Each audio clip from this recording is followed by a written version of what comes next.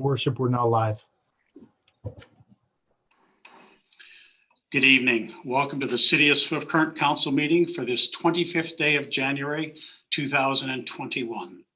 We will move through the meeting with the speaking order as follows. Councillor Christensen, Councillor Wall, Councillor Schweitzer, Councillor Tuntman-Weeb, Councillor Pluis, and cleaning it up, Councillor Friesen. Your Worship, if I may interrupt, please. I wish to amend the agenda as there's an additional report regarding oil and gas energy sector to be added under new business. Thank you, Madam Clerk. I will therefore be looking for a motion to adopt the agenda as amended. Your Worship, I'll be happy to move the agenda as amended. Thank you, Councillor Pluis. And a seconder? Your Worship, I will second that. I'm going to take Councillor Wall there. Are there any questions or comments? We're going to go through the list, starting with Councillor Christensen. No questions, Your Worship. Thank you, Councillor Wall. Councillor Schweitzer. No questions at this time, but a prudent amendment I look forward to discussing later. Thank you. Councillor Tuntman-Weeb. No questions at this time. Councillor Pluis. Agenda looks good to me. Thank you. And Councillor Friesen. Nothing further, thank you. Moved by Councillor Pluis and seconded by Councillor Wall. All those in favor, please raise your hands. Thank you. This motion has passed. Next, I will be looking for a motion to adopt the minutes of the January 11th, 2021 council meetings. Could I please have a mover? Your Worship, I'll move that we adopt the minutes of the January 11th, 2021 council meeting. Thank you, Councillor Friesen and Councillor Christensen. I will second that, Your Worship. There's a bunch of hands going up and talking, so thank you very much.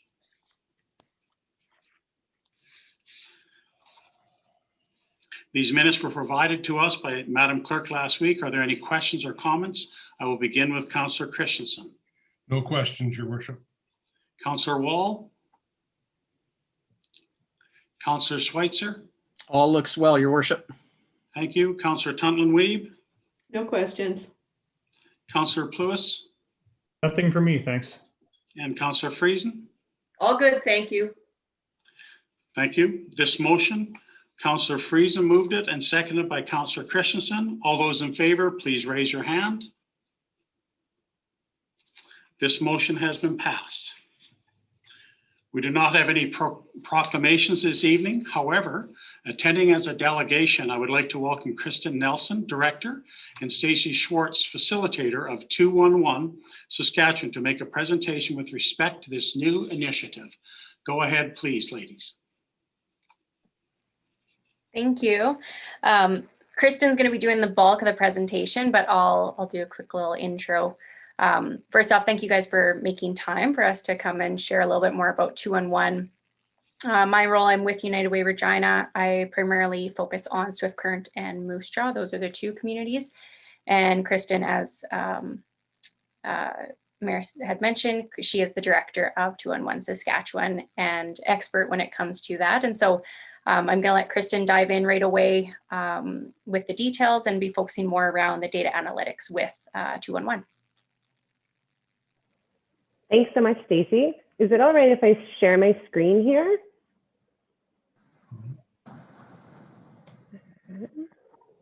Go ahead.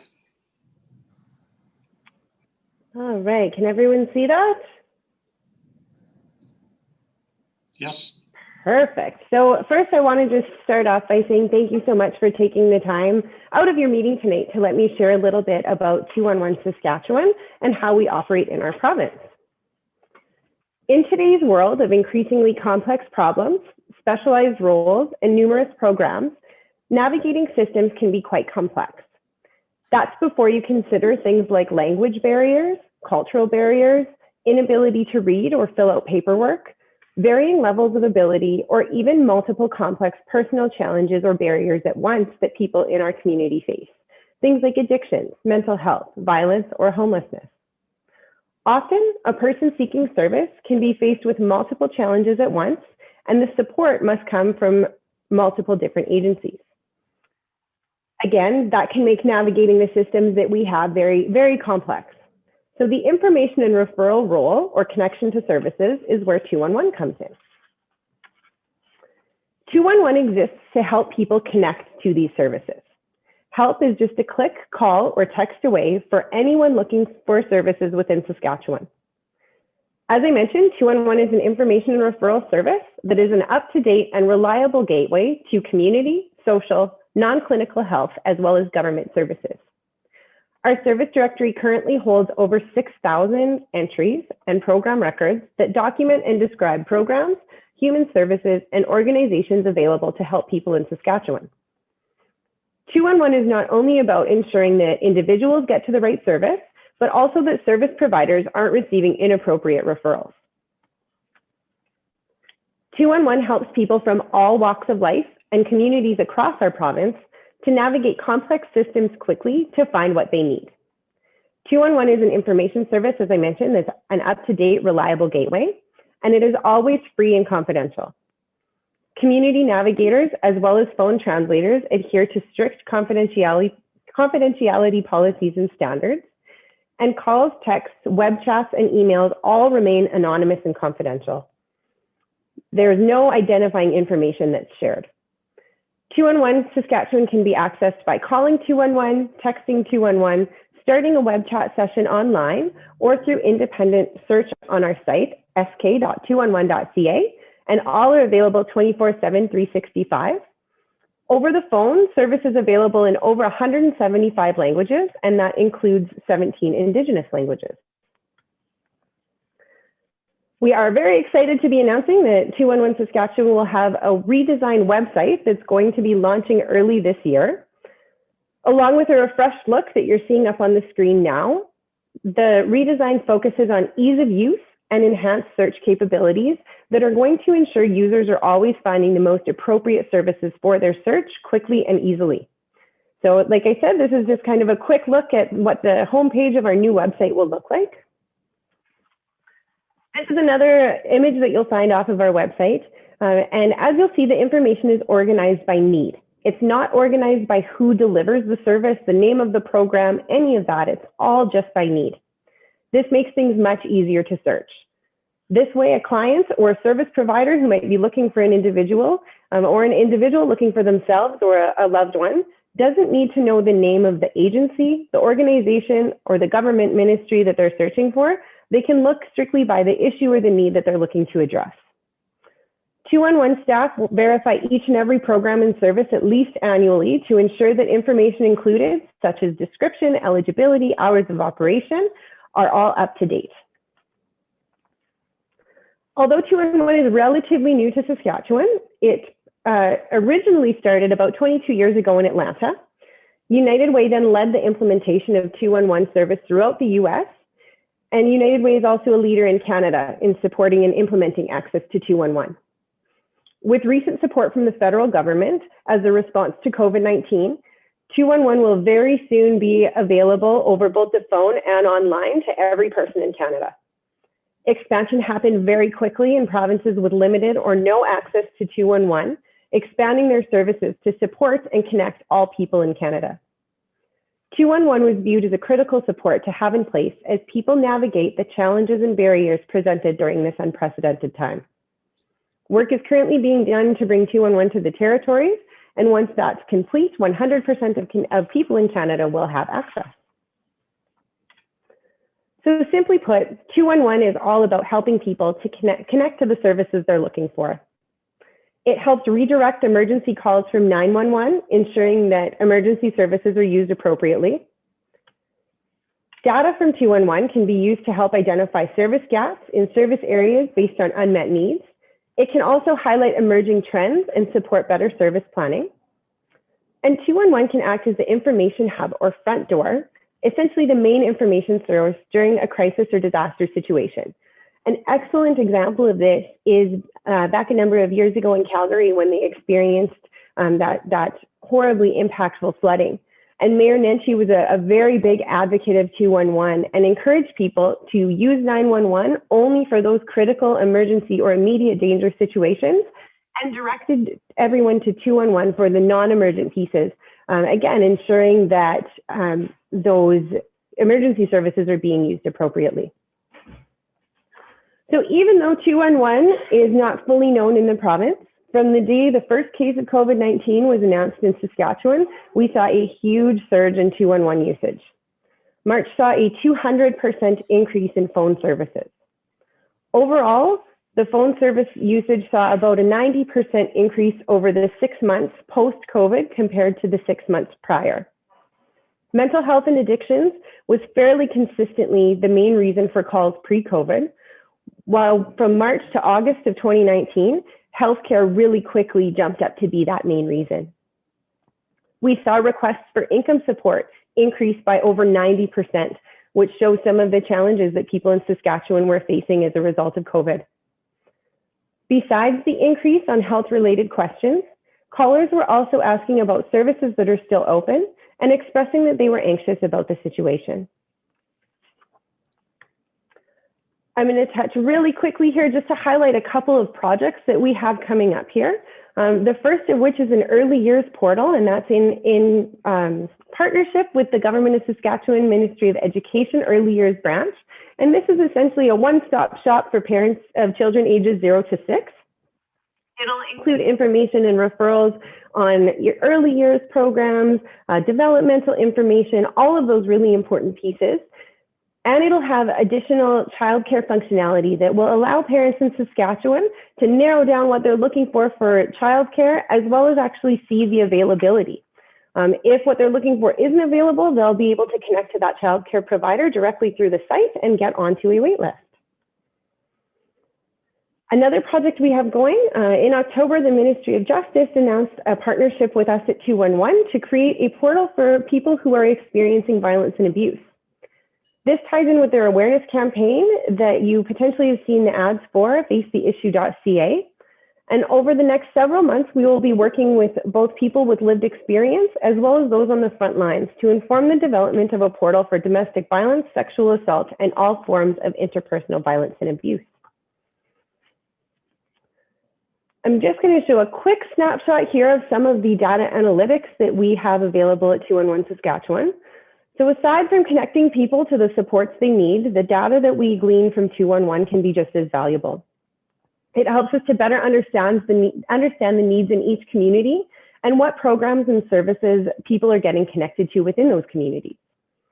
It also helps us, as I mentioned previously, to identify unmet needs in each community and gaps in services that may exist. This information, of course, allows funders and government to invest accordingly in order to address their gaps. So as part of our funding from the Community Initiatives Fund to get the phone expansion, included in that was also the ability to develop a data integration and visualization system.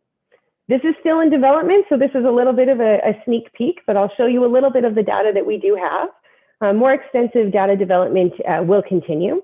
So this slide is a snapshot of the phone services data, including text and web chat, that shows a little bit of the demographic data. You can see in the kind of bars at the top, the spike in March when COVID hit, and that surge remains steady since. This next slide is just a snapshot of the issues that people are calling about. So often there's more than one reason that someone's phoning, and a presenting reason may lead to other needs being identified. So we end up with more needs than we do callers. As you can see there, mental health and substance use is a large portion of those contacts, basic needs as well, and then of course healthcare with that surge in contacts from COVID. This screen shows where referrals have been made. So you'll see a lot of health-related referrals. This was of course due to the COVID surge. And because mental health and addictions as well as basic needs are amongst our top issues, referrals to counseling, crisis services, and shelters to food tend to be in the top. Finally, just to wrap things up, another function of our analytics will be the ability to geographically heat map the resources and services in our database. With this tool, you can see all of the resources, or you can drill down by service area, which is what I've done here. This image shows the basic needs services in Swift Current. So this is really just about providing a visual representation that can be useful in identifying service gaps at a quick glance. Again, we're finalizing development, so we still have some work to do on this, but we're excited about the potential that this has to be able to bring a lot of value to our community and to our planning. So with that, I will open it up. Does anybody have any questions for me around 211 Saskatchewan? Well, first off, thank you very much for your presentation, Director Nelson. I'll open the floor to councillors. Should anyone have questions or comments, starting with Councillor Christensen. No questions, Your Worship. Just a thank you for the presentation. And we all realize that having the access to the support networks is always important, but during these unsettled and stressful circumstances that we're finding ourselves in right now, it's even more vital. It's really nice to have that simple, convenient, single access point to connect to the support groups. So thank you very much for all the work that you're doing and with this great program. Great, thank you. Thank you. Councillor Wall, do you have any comments or questions? Could you unmute, please? Sorry about that. That's okay. I have several questions here. First of all, where does your funding, most of your funding come from, or are you, is it mostly volunteer driven? Excellent question. So 211 Saskatchewan is an initiative of United Way Regina and United Way Saskatoon area. That being said, we do serve the whole province of Saskatchewan. So we do have some initiative and project-based funding that's coming from, as I mentioned, the Ministry of Justice, Attorney General, and Corrections, Policing, and Public Safety for the two portals. And that does help offset some of our kind of core costs, but as related to the project. And then we were fortunate to receive expansion funding, which is what allowed us to expand to the phone line from just the website, from the Canadian Initiatives Fund, as well as Can Pacific Potash. And we currently, until the end of March, are receiving some federal dollars from Employment Social Development Canada. And that was really all about helping us manage the surge in contacts that we saw as a result of COVID. So the core of our funding comes from United Way Regina and United Way Saskatoon area, with some project funding on top of that. Okay, thank you. Do you have a presence in Swift Current, an office or something like that? Sorry, you cut out a little bit there. I'm saying, do you have a presence in Swift Current, an office location? Do you want me to speak to that, Kristen? That would be great, Stacey. So I'm the point of contact when it comes to Swift Current area to do with United Way, and kind of behind the scenes already, I have presented to our local RCMP about 211. They already have 211 cards that they have been using when they go to calls. So that's a resource that they already are equipped with. So right now, yeah, locally, I work with Kristen and the rest of the United Way Regina team, but I would be kind of the point of contact as far as Swift Current area for United Way. Okay, I have just one more question. I noticed on one of you have a crisis hotline. I think I've asked this before, but do you work in conjunction with the crisis line in Swift Current, also the victim services?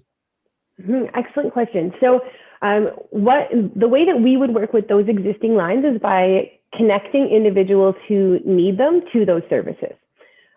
So what that meant, our team is very much trained in how to respond to crisis. We're not a crisis line ourselves.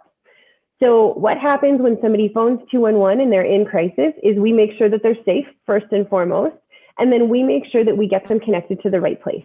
So in the event that the right place is the crisis line, we either make sure they know how to connect and are confident that they're going to connect, or we can do a soft transfer with them. So if we're thinking, and the person agrees to it, that they might need some extra support in connecting to that service, we can do a warm transfer with them and make sure they get connected to where they go before we drop off the call. Okay, well, thank you very much and good luck to you. Thank you. Thank you, Councillor Wall. Councillor Schweitzer, anything? Yes, thank you very much for the presentation, Kristen and Stacey. It's great having you here. I see that 211 is a service that's available throughout 90% of the US and it looks like almost all of Canada. So it's great that we're getting it in Saskatchewan now. I'm wondering if either of you could speak to, and you touched on it briefly, Kristen, what kind of training do the operators have that are operating this? Excellent question. So in order to be a 211, we have to be what's called AIRS certified. So that's the Alliance of Information and Referral Services. And it comes with a extremely extensive set of standards and practices that need to be followed in order to be certified. So our resource team are the folks that are actually populating the database. They have a certain designation, a certain level of certification. And then the folks that are actually answering the calls have a different classification and a different set of certification. So in addition to the initial certification, there's requirements of ongoing training as well as recertification annually. So absolutely very strict standards that are adhered to. In addition to that, because the folks answering our lines are answering multiple other lines, including crisis lines, the professional development that they go through in order to appropriately and correctly respond to calls and stay up to date with the latest techniques and all of those things are very, very important to the team that's working on. So a lot of training, a lot of ongoing education. Excellent. Thank you very much. Thank you. Thank you, Councillor Switzer. Councillor Tutton-Weave, any questions or comments? Yes, I do. Thank you for the presentation. One of my questions is, so if a person from Swift Current is calling 211, they may not be talking to somebody in this area. It could be anywhere in Saskatchewan.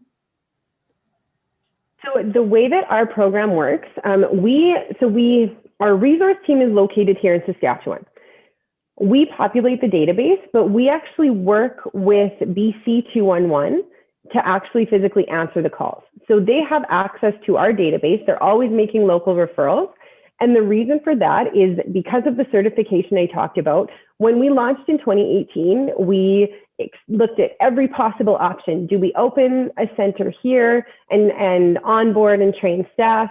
At the time, with more 211s operating, the way that the national model was starting to work is that 211s were partnering with existing centers in order to answer those calls. So our reasoning for going with BC 211 is that they were using the same system as us. They had a large staff already that are experienced and trained and have the certification that is required in order to operate a 211. And they were familiar with the database that we were using. So it was a very seamless transition. In order to open a call center here, those AIRS certification standards apply not only to the training, but even the physical space that's required. We looked at, can we partner with a call center service provider in Saskatchewan and onboard them into how 211s operate? And it just wasn't practical or in some places viable at all in order to have the center here in Saskatchewan. So we entered into a short-term contract, and then if things change, we always have that option. Things have been going very well working with them, I must say. And really the thing that we found really key is that our resource team is local. And that's certainly the feedback we've got from other 211s that have gone the same route. It's really important to have a local team here to keep the pulse on the community, make sure that we're tied into what's happening here. And as a result, the folks answering the phones that are physically located in BC have the same information. We're in constant contact with them and make sure they're well educated and informed on things in Saskatchewan that are obviously going to be different here than in BC. But it's really that resource piece that we find really key to house in province. Okay, so you call them resources or providers where you can direct people to. Are we lacking in any area? Are you looking for more providers to come on board? So more service providers? Yeah, like more contact. Are you? There's a bit of So in the context of the. In the context. Yeah, sorry. You can call to forward, like people who call 211. Do you have all the resources that you need to forward whatever they're calling about, or is there a lack somewhere? That's an excellent question, and we are always interested in adding new organizations. So we do keep an eye on, word of mouth is a big one. We keep an eye on the news. We utilize local contacts to make sure that as programs are changing or popping up, that we always make sure we have them in the database. We also have a very open concept policy around, if you look at our database and, say you do an independent search on the website and a program exists and it's not coming up for you, we always encourage people to reach out and let us know. And we're always happy to include those organizations. Just to kind of put things in context, we currently, as I mentioned, have over 6,000 programs and services. And I want to say it was about 2.5 years ago, we were sitting at around 4,000.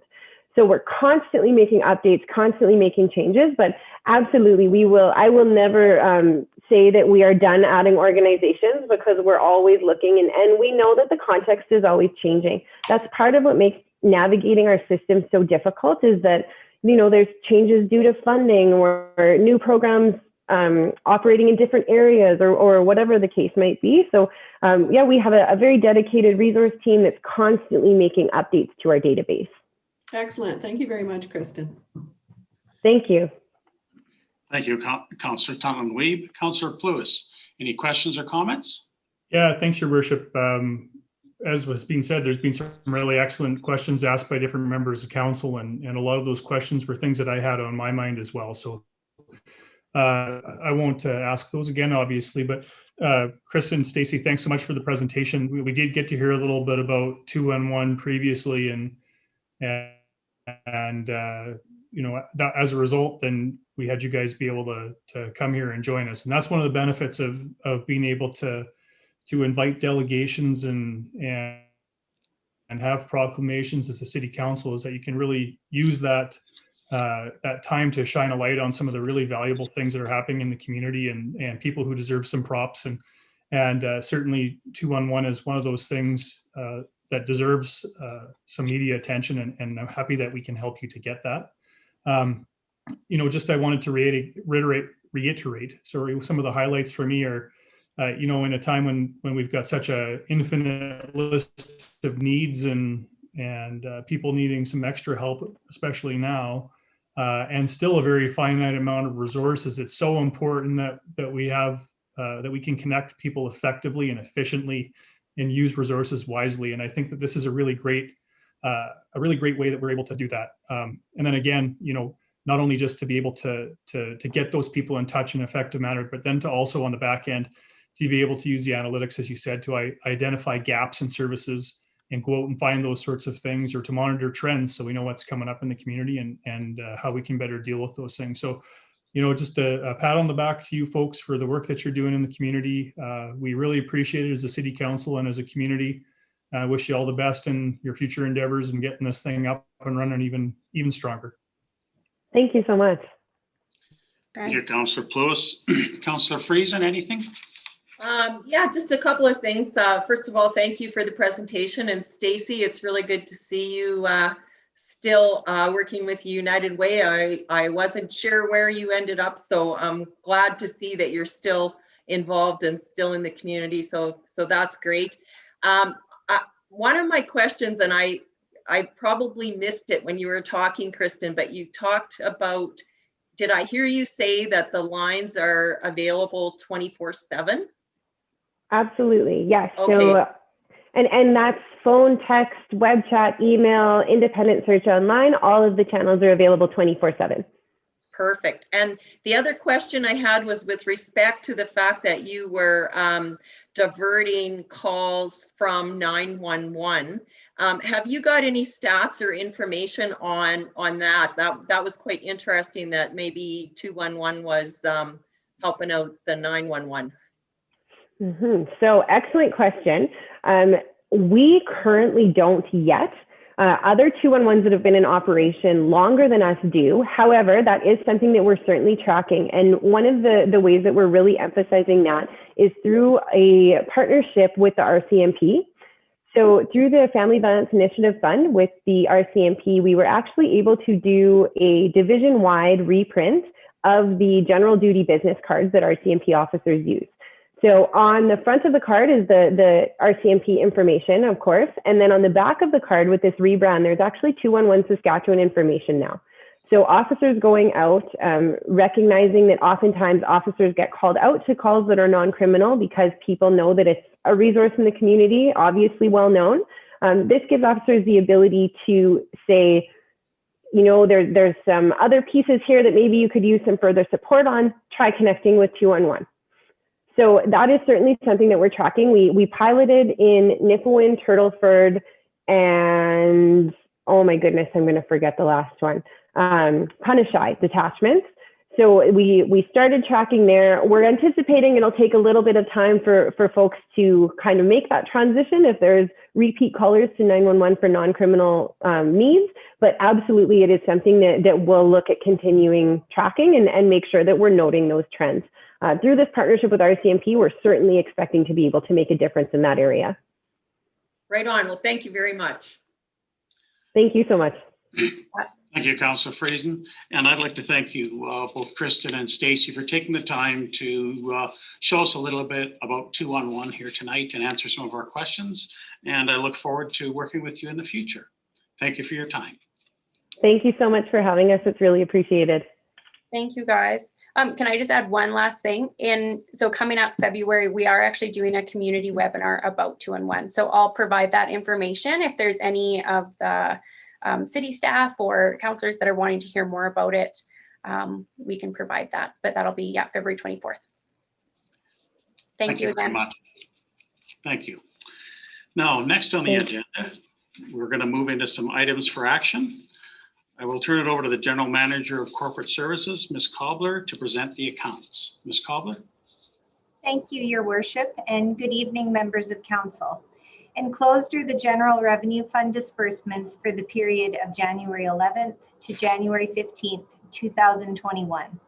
I respectfully recommend that $1,621,574.60 in disbursements be approved, which includes a payment of $385,000 for payroll benefits, a payment of $114,000 and $436,000 for taxes collected on behalf of school supporters, payment of $22,000 for power costs in city facilities outside of our franchise area, a payment of $10,000 for the purchase of 2 AED defibrillators for use at the Innovation Credit Union IPlex and the curling rink that were fully grant funded, a payment of $43,000 for costs associated with the East Rural Water Pipeline upgrade, rural water network updates, and the downtown storm drainage study, a payment of $13,000 for the purchase of chemicals for use by the water treatment plant, a payment of $216,000 for the first installment of the 2021 Chinook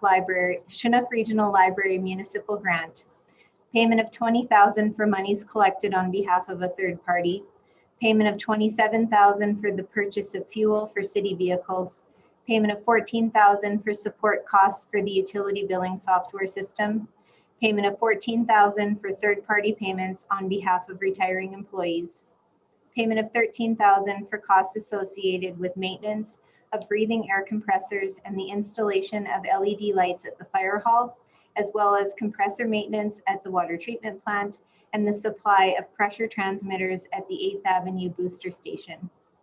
Payment of $13,000 for costs associated with rural water pipeline connection allotment fees. Payment of $22,000 for 911 dispatch services for 2021. A payment of $16,000 for 2021 Municipalities of Saskatchewan membership fees. A payment of $10,000 to assist with the development of an e-commerce platform to support local businesses in conducting business online as part of our support local partnership. And finally, a payment of $17,000 for costs associated with the Recreation, Parks, and Culture Master Plan. Thank you, Ms. Cobbler. I will be looking for a motion to approve the accounts. Thank you, Councillor Wall. Is there a seconder, please? I'll second that. Thank you, Councillor Totman-Weeb.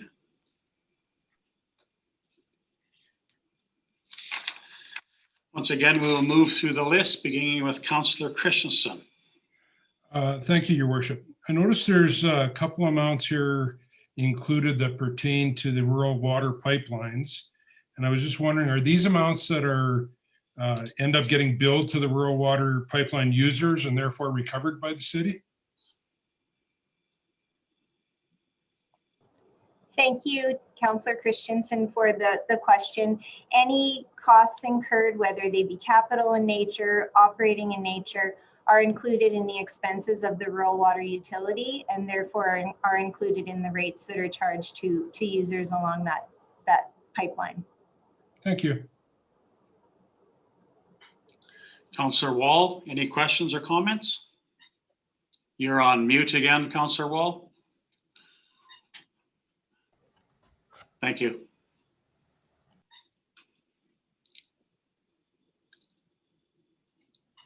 Councillor Wall, you're back on mute. I don't know what happened.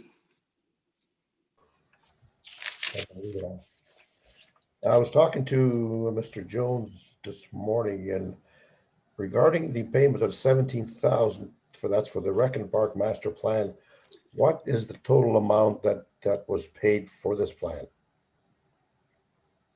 Your worship, through to Councillor Wall, the total amount for the plan through Urban Systems is roughly $90,000 for the complete report over 3 years. Thank you. You're welcome. Is that all, Councillor Wall? That's all. Councillor Schweitzer, anything? Nothing at this time, your worship. Thank you. Thank you. Councillor Tutman-Weeb. Just a couple comments. I think, Jim, it was $93,000 for that master plan for John. So, you know, it's 93,000 for the Rec and Parks, and the payment for $14,000 for support costs for the utility billing software system. Is that a regular payment, or was there an upgrade that needed doing?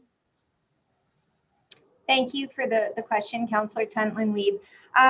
We are in a support contract with the developer that did develop the utility billing software system. So a portion of the payment that was made for $14,000 does include that quarterly payment of approximately $9,000. The additional $5,000 or so that makes up the total payment that was reported in accounts this evening is for some additional development and support surrounding bringing our citizen portal live in the next couple of months. So there was a little bit of work that needed to be done with the utility billing software system to prepare ourselves for that implementation. Okay, thank you. And just a comment on the $10,000 to the Chamber of Commerce. That's for a joint program between the Chamber and the city that they're developing for e-commerce, which means any business can go on and be online, and anybody who wants to access or learn about can also go online and see who has joined that, correct? So it's a good initiative. I think they came, Moose Jaw has one, and they came up with that during COVID to make it easier for businesses to be accessed and do their curbside or to shop online. I think it's a great initiative. Thank you, Councillor Tutman-Weeb. Councillor Pluis, any comments or questions? No, Councillor Tutman-Weeb stole my thunder, your worship. She had mentioned the Chamber of Commerce, and that's what I wanted to highlight as well. So thanks, Councillor Tutman-Weeb, for doing that. But that's all I've got. Thank you very much. Councillor Friesen? I'm all good. Thanks, your worship. Thank you very much. Moved by Councillor Wall and seconded by Councillor Tutman-Weeb. All those in favor, please raise your hands. This motion has passed. Next, I will turn it over to General Manager of Community Services for a presentation and to bring his report regarding the Recreation, Parks, and Cultural Master Plan. Jim Jones, go ahead. Thank you, your worship and members of council. The subject of this report is the Recreation, Parks, and Culture Master Plan. In April of 2019, the City of Swift Current updated and adopted its official community plan, the OCP, to prepare the community for future growth. A natural progression of the OCP is the Recreation, Parks, and Culture Master Plan. This Recreation, Parks, and Culture Plan has been prepared through a process involving the following stages: visioning a community engagement to determine the current recreation activities, satisfaction, interests, and priorities of stakeholders in the broader community; technical analysis of the existing parks, recreation, and culture amenities, comparison with similar communities, and review of the trends; preparation of recommendations based on community input and analysis, and refinement of the recommendations through stakeholder and community review; and preparation of an implementation plan that identifies priorities, phasings, costs, and sources of funding for the recommendations. City administration retained Urban Systems of Vancouver, BC to complete this plan. The input gathered through these meetings and workshops directly informed the creation of our Recreation Parks and Culture Master Plan. Over the 3-year period of this plan, various events were scheduled to engage the community, members, and local organizations.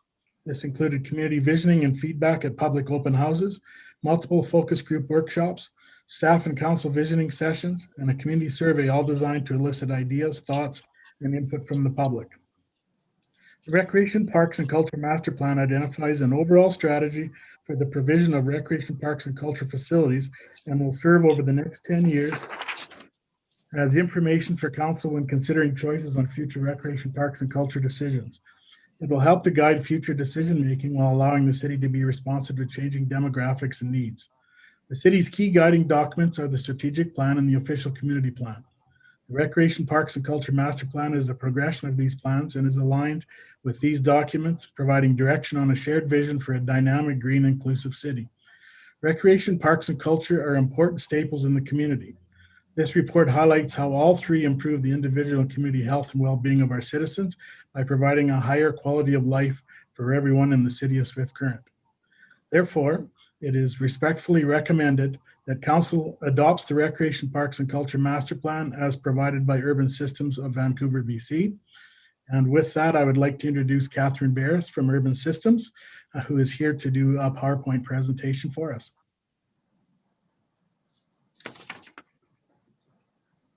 Okay, shall I go? Do you all hear me? Yes, go ahead there, please, Catherine. Great, thank you. Well, thank you, Your Worship and members of council. It's great to finally get this project to the finish line. It had a few little rests along the way, but it's great that the city was committed to completing it, and we're really happy to be here. I also wanted to say that we have an office, Urban Systems has an office in Saskatoon, and that some of our staff from that office participated in the project. So it wasn't completely handled out of Vancouver. I happen to be the Parks and Recreation Specialist with Urban, so I led the project, but we did involve some of our Saskatoon team. So I will share my screen and let you know. Is that coming through okay? Okay. Yes.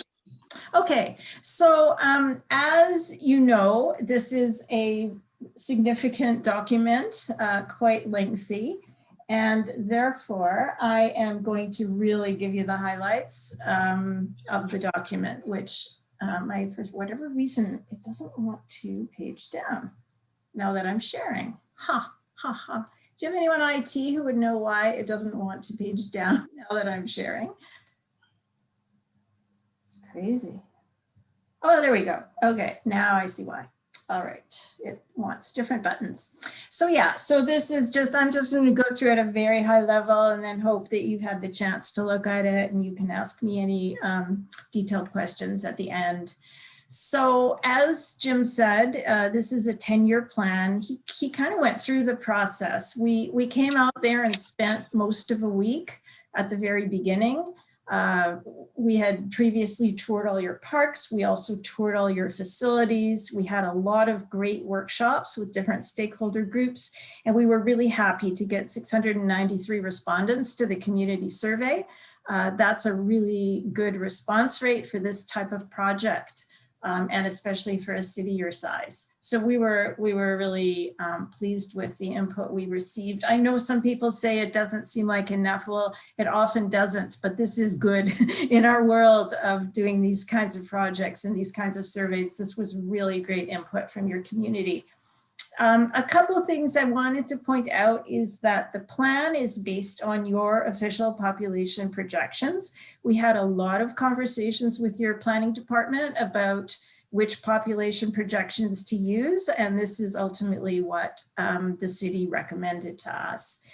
The other thing to point out is that we really recognize that Swift Current is a regional hub for all of Southwest Saskatchewan, and that you draw people from many of the surrounding communities to participate in parks and recreation and culture offerings.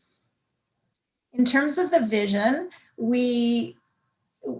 I don't think I need to read it, but you all have it here in front of you.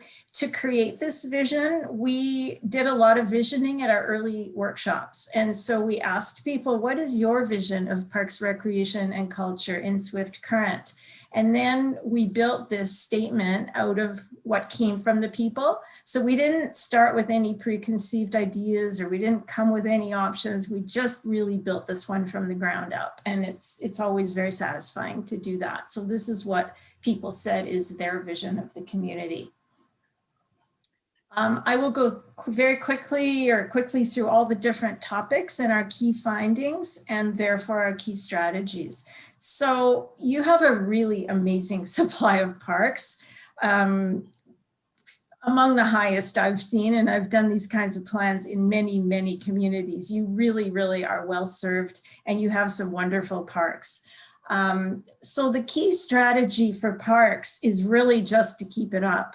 And so as you develop new communities, make sure that you're getting a consistent amount of parkland as what you have in your existing communities, because that's what's one of the things people really highly value about Swift Current. So keep it up, make sure that as you grow, it's much harder to get new land when, when development is happening. So it's a commitment, and we've given the guidelines for the kind of land to get as parks and guidelines for designing parks. That was one of the main things we were asked at the very beginning. We were told by staff, this was previous to this master plan, we don't have any guidance on what to ask when developers are coming to the table with new projects. Please tell us what we should be asking for. And so that was really important.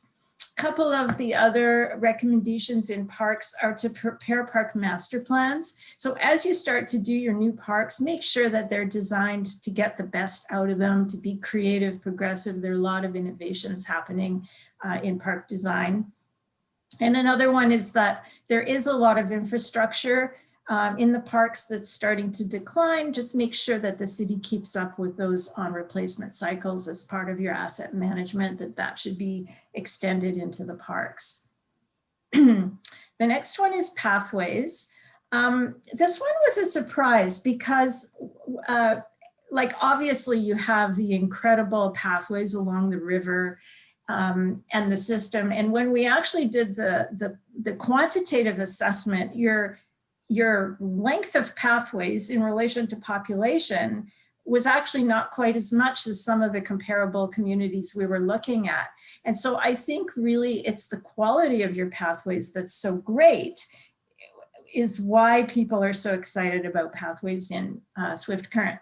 So the main strategy is to keep on with the planned expansion of your pathways that is in your planning documents and has been for many years. To just connect up all the different pathways that you have and extend the riverway along the Chinook Parkway and that kind of thing. So there are also comments about, and I know you're doing this, it's just really continue to work on accessibility, the amenities along the pathways, and the winter opportunities associated with the pathways. Okay, the next one is outdoor recreation facilities. And rather than go through these one by one, I'm just going to provide a high-level summary to say that satisfaction was high for almost everything. So that includes the ball diamonds, the sports fields, the playgrounds, courts, outdoor rinks, picnic areas, the skate park, and golf.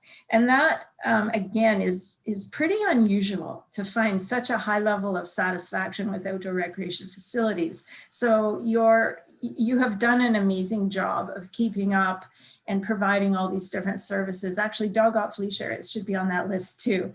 Of course, there are people who are going to complain about certain aspects of all of these at certain times, but by and large, when we did the survey and we got the good response rate, we heard that generally the public is really happy with these.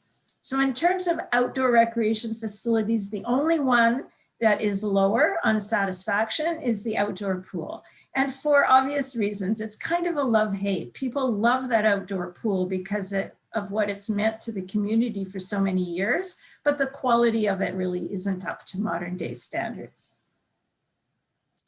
Moving on to indoor recreation facilities, and I'll do the just high and improve again. So high satisfaction for arenas, indoor and outdoor special events and meeting spaces.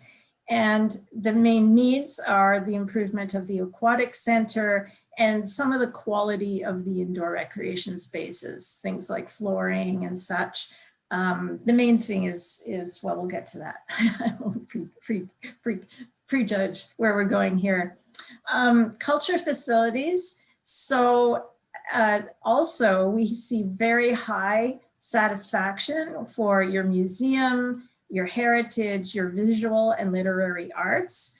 The one gap that was identified is flexible performing art spaces. And so people tend to call these black box theater spaces. And this is for, so you have the 3 theaters that are the private ones, but they aren't very available for groups to come and practice and set up differently and do things, because when there's a performance, you can't really change that back into a rehearsal facility for another group while there's a performance running. So it's a space, the reason they call it black box is it's open, you can change it and do anything with it. So a simple, doesn't have to be huge space for people to practice performing arts is one of the needs that was identified, as well as some improvements to your public art program, particularly to get a public art policy. Moving on to the big one. So major facility priorities and scenarios. So when we do the analysis, the main priorities are aquatics and indoor recreation spaces. And when I say that, really, it means field house. So an indoor sports field that can be used all year round is a facility that lots of winter cities in particular are building or have built. And so the community knows that, and they're saying, you know, we really don't have anywhere for, you know, high level sports to practice through the winter. So as you know, the integrated facility has been part of your wish list for many years, quite a few years. And however, the funding hasn't come through because it's a massive amount of money that's required for that. So as part of this project, and because it's a high level and it's a strategic plan, we really can't make a recommendation because we don't know what kind of funding you're going to get. So we've identified 3 scenarios and we've given an evaluation and ballpark cost for the 3 scenarios. First one is build the integrated facility as originally envisioned, which will be over $200 million in today's dollars. Do a smaller integrated facility that involves the highest priority needs you have in indoor recreation, that being aquatics and field house, plus an indoor communal atrium space that really would go with those 2 facilities. And then the third one is redevelop as needed of your existing facilities. So that would really mainly focus on a new aquatic center and a field house. So of course, this is dependent on grant opportunities. We've laid that out, said here's what the possibilities are. I'm talking too much, I just need a drink. So we've also prepared an implementation plan that outlines all of the recommendations in the master plan. And excuse me, these are based on what are the priorities, what we heard was needed, population growth, and what funding might be available. And we've identified the relative dollar amounts for each of the proposals. Interestingly, a lot of them are not even they're not all capital recommendations. A lot of them are programming or planning, and they're things that the city can do, you know, while waiting for funding. So I'm just saying, because just because some of them require funding, they don't all, and some change is possible to start implementing this master plan even prior to any new funding being available. So the next steps, you can achieve the most through coordination and partnerships with other organizations, whether it's school district, some of your surrounding communities, some of your interest groups, private industry. This plan, it's really setting out your broad strategy. You will be implementing it as part of your 5-year capital plans and other city documents, as well as the development process, because a lot of the parks, for example, can come to you. The new parks are going to be coming to you mainly through development. So we try not to be too detailed in a master plan like this, because it's to set the overall vision so that when you get new proposals, because inevitably things will come up in front of you that you hadn't anticipated. And the idea is to say, okay, is that consistent with the vision, the objectives, the values that are outlined in this master plan? Other next steps, which I think your staff are very committed to, is tracking and pursuing potential funding opportunities, continuing on with community engagement with any major projects related to parks, recreation, and culture.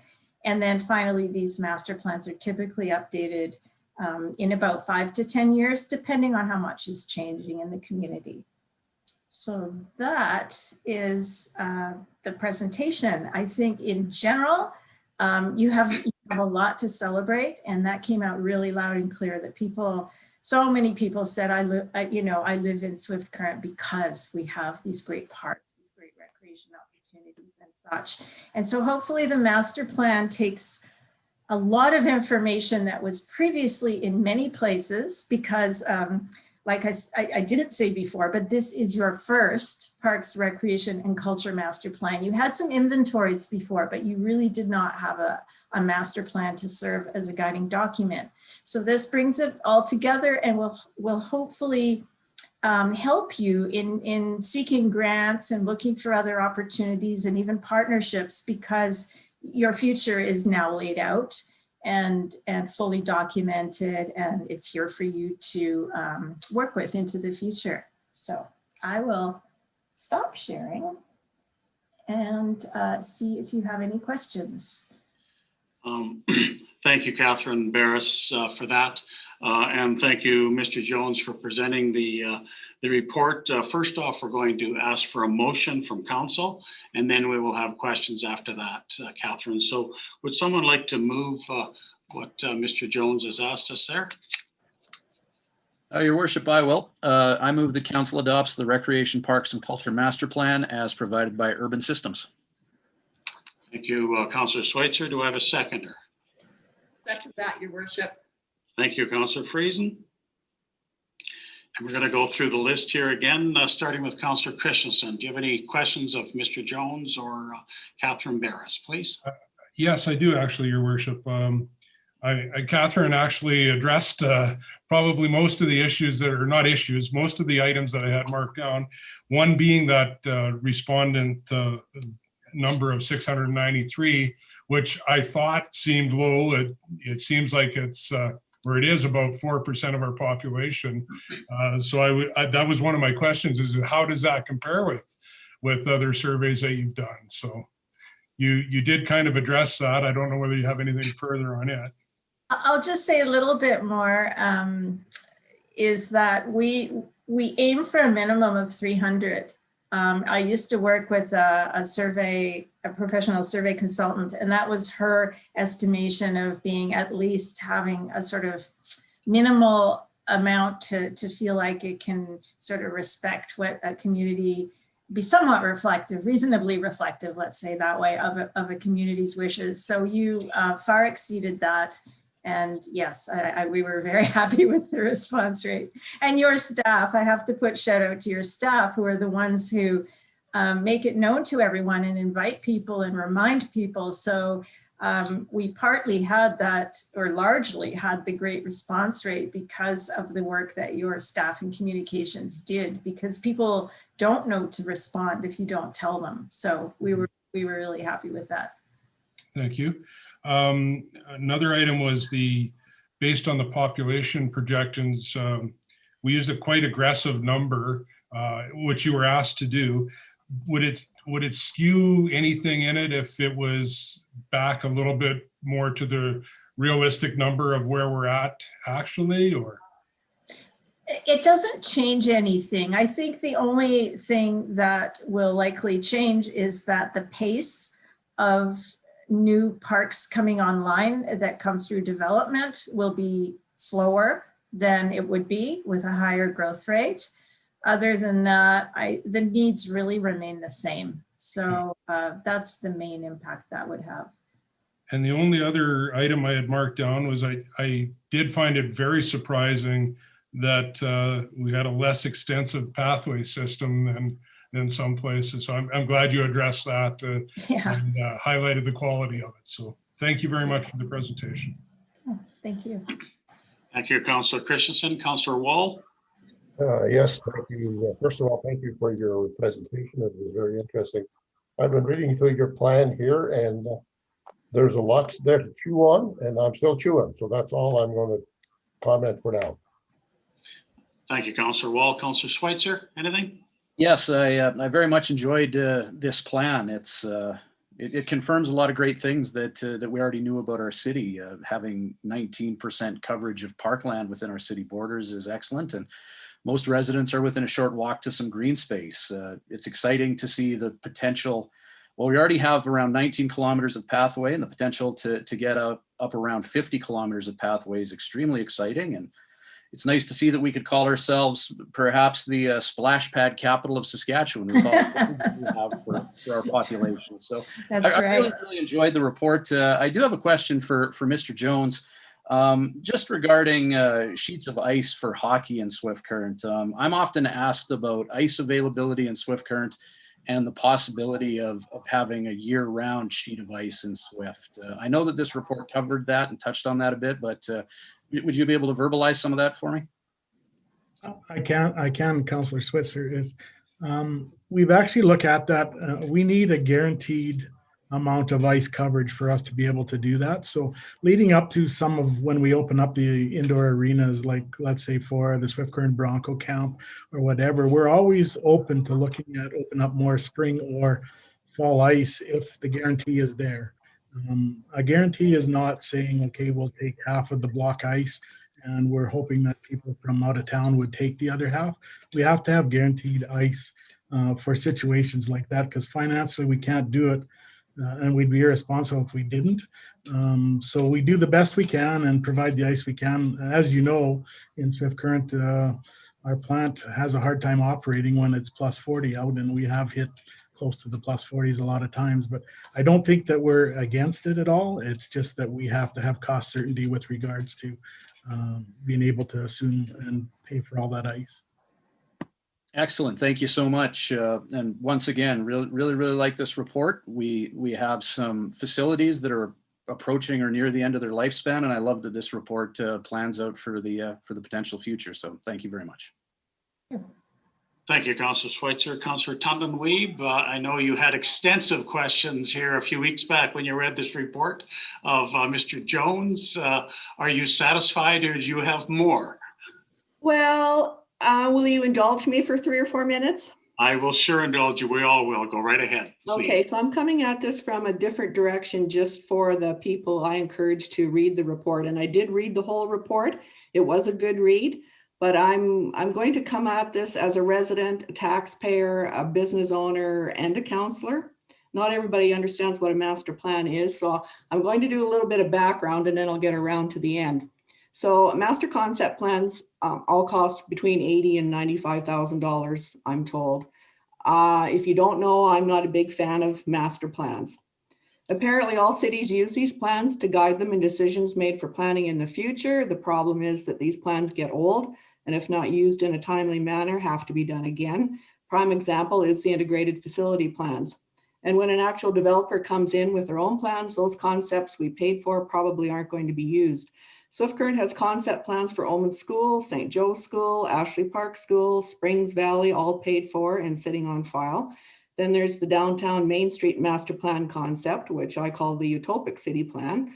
The Main Street program itself, Marty, is good with the grants available for store owners to redo their outside.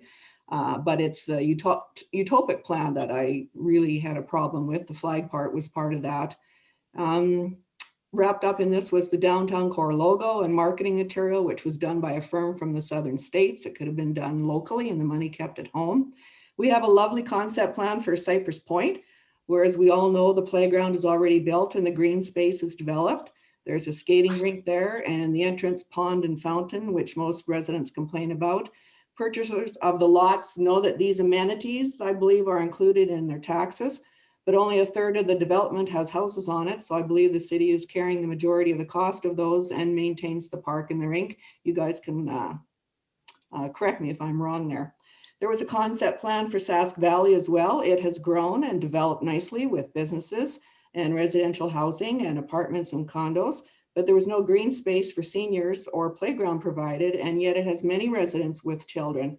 I'm told now that they can use the school's playground, which is fenced in. So where's the green space for that? And I asked those kind of questions when I was reviewing the RPC plan. So here we have a master plan for recreation, parks, and culture. As I said, it's a very nice comprehensive plan, started a couple of years ago and now brought before this new council to pass.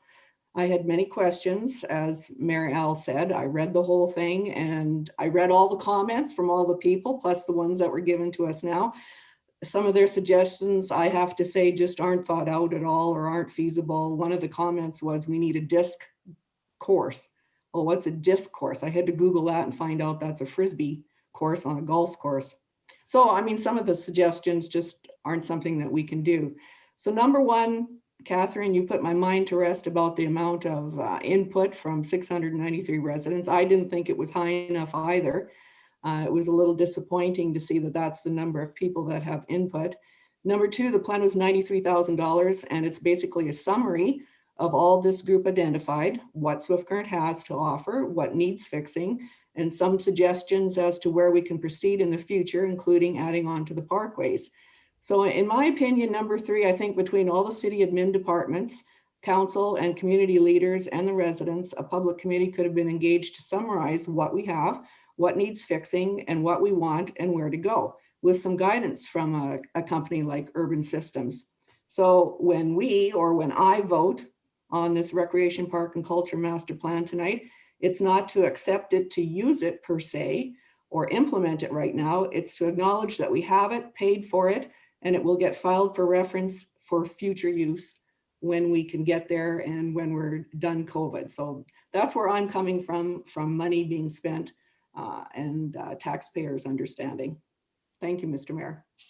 Thank you, Councillor Tuttlin-Weeb, and you went over by 3 minutes, so we'll cut that off the next questions or the next answers. I mean, just kidding. Councillor Pluis, do you have some comments or questions, please? Yeah, thanks, Your Worship. Ms. Barris, thanks for your report. Like Councillor Tuttlin-Weeb, I spent a lot of time going through this over the last several weeks, and there was a lot of stuff, as has been mentioned, that wasn't a surprise to me at all. And we all know we have some aging facilities. We all hear great things about our green spaces in the community. But there were also some things that surprised me a little bit. And, Councillor Christensen has already mentioned the pathway commentary, which I think you've explained a little bit and made me feel a little bit better about since the start of this.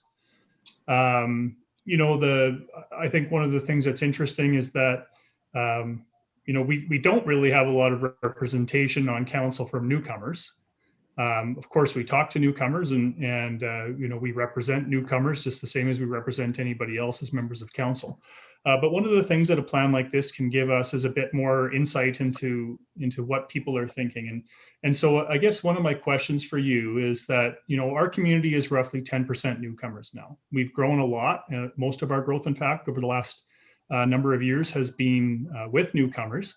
And I'm wondering if you can tell me if roughly that 693 folks who responded to our surveys or who gave input or who attended the powwows that we had to gain this knowledge and insight, was that roughly representative of the newcomers or do you have that data? We did not, as far as I can remember, I don't think we asked that question. I'd actually have to check because it's been a while now and I don't remember. So I can certainly check later and report back to you if we asked people how long they've lived in the community, because sometimes we do and sometimes we don't. We did in our stakeholder workshops, certainly try to reach out to the representatives of those who make use of social service organizations. So, you know, people tend to call them the hard to reach sometimes, and newcomers might be within that category. They're hard because they're hard to reach. They're hard to reach when we want to consult on a plan like this. So what we typically do is we talk to the organizations that support those groups. And so we did, like I said, we did make an effort to reach out to get representation of all residents within the community, but I can't tell you specifically, you know, how many newcomers we had represented through our process. Okay, that's fine. Tough question to ask in short Yeah, notice. it's part of ongoing community engagement, really, which your staff, I think, are doing all the time through even informal conversations with people visiting facilities. So, yeah, I mean, I think there were elements in the report, at least that sort of said to me that there was some representation from some newcomers. I know lots of Filipino folks in Swift Current are crazy about basketball, and I see that there was recommendation about lots of comments about we have some really great outdoor courts. Tennis, pickleball is of course something that that has exploded in popularity across Canada in our community as well, and we have facilities for that. But some of the commentary was, some more outdoor court space for basketball, providing for those sorts of things would be maybe something that people were looking at too. So, I think there's some value in there that maybe we hear a bit more from reports like this that we don't necessarily think of ourselves when we're going through a self-evaluation of what we think our needs are and how we're going to solve those things moving forward. So, like Councillor Tunlin, we've said, regardless of how you feel about the fact that we have went through the process and the expense of getting a master plan, we certainly do have one now. And it's up to us to actually put that to use so that it's not a waste of resources. It's what you do with the information is every bit as important as how you get the information in the first place. So, as a member of council, I'll be looking forward to at budget times and throughout the next balance of our 4-year term, making sure that we do put this to good use, as well as some of the other master plans that we have. Because, we often are accused maybe of overlooking some of those master plans, and sometimes it's a matter of when the need arises is when you look for those resources to use them. So, it's incumbent on us to use this report now to make it sure that it is of value to the residents of the city of Swift Current. So I just want to thanks for your presentation here today. Yeah, thank you very much. yeah, thank you. Thank you, Councillor Pluis. I appreciate the comments and the question. Councillor Friesen, do you have any comments or questions? Yeah, I do. Thanks, Your Worship. First of all, thank you, Catherine, for joining us. I enjoyed the presentation. I enjoyed going through the full plan as well. And I guess one of the things that I pulled out on the positive side was I felt like I was reading a lot of pride or seeing a lot of pride in the community. And I think that's very important, no matter what we're doing going forward, to know that our citizens are proud of us and are proud of their city, I mean. And also, I think too, we need to thank our recreation, parks, and culture employees who work so hard to instill that pride and trust and to keep our facilities looking as good as they do. So those are a few of the positives that I pulled out of there. I guess I do have a question for you, though. It's maybe, I don't know if you can answer it or not, but obviously we've struggled for a long time with a field house / indoor leisure center, whatever we would call this thing.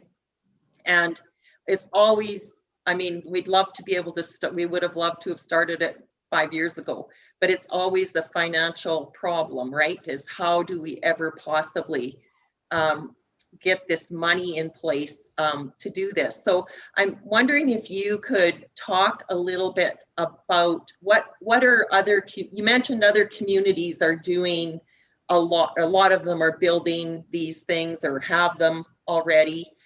What would you say the majority of the financing, the capital financing, where did that come from? And like, is there anything creative or innovative in that regard that you could pass on to us? Well, depending on when they were developed, the situation is constantly changing in terms of grant opportunities and financing opportunities for that type of facility.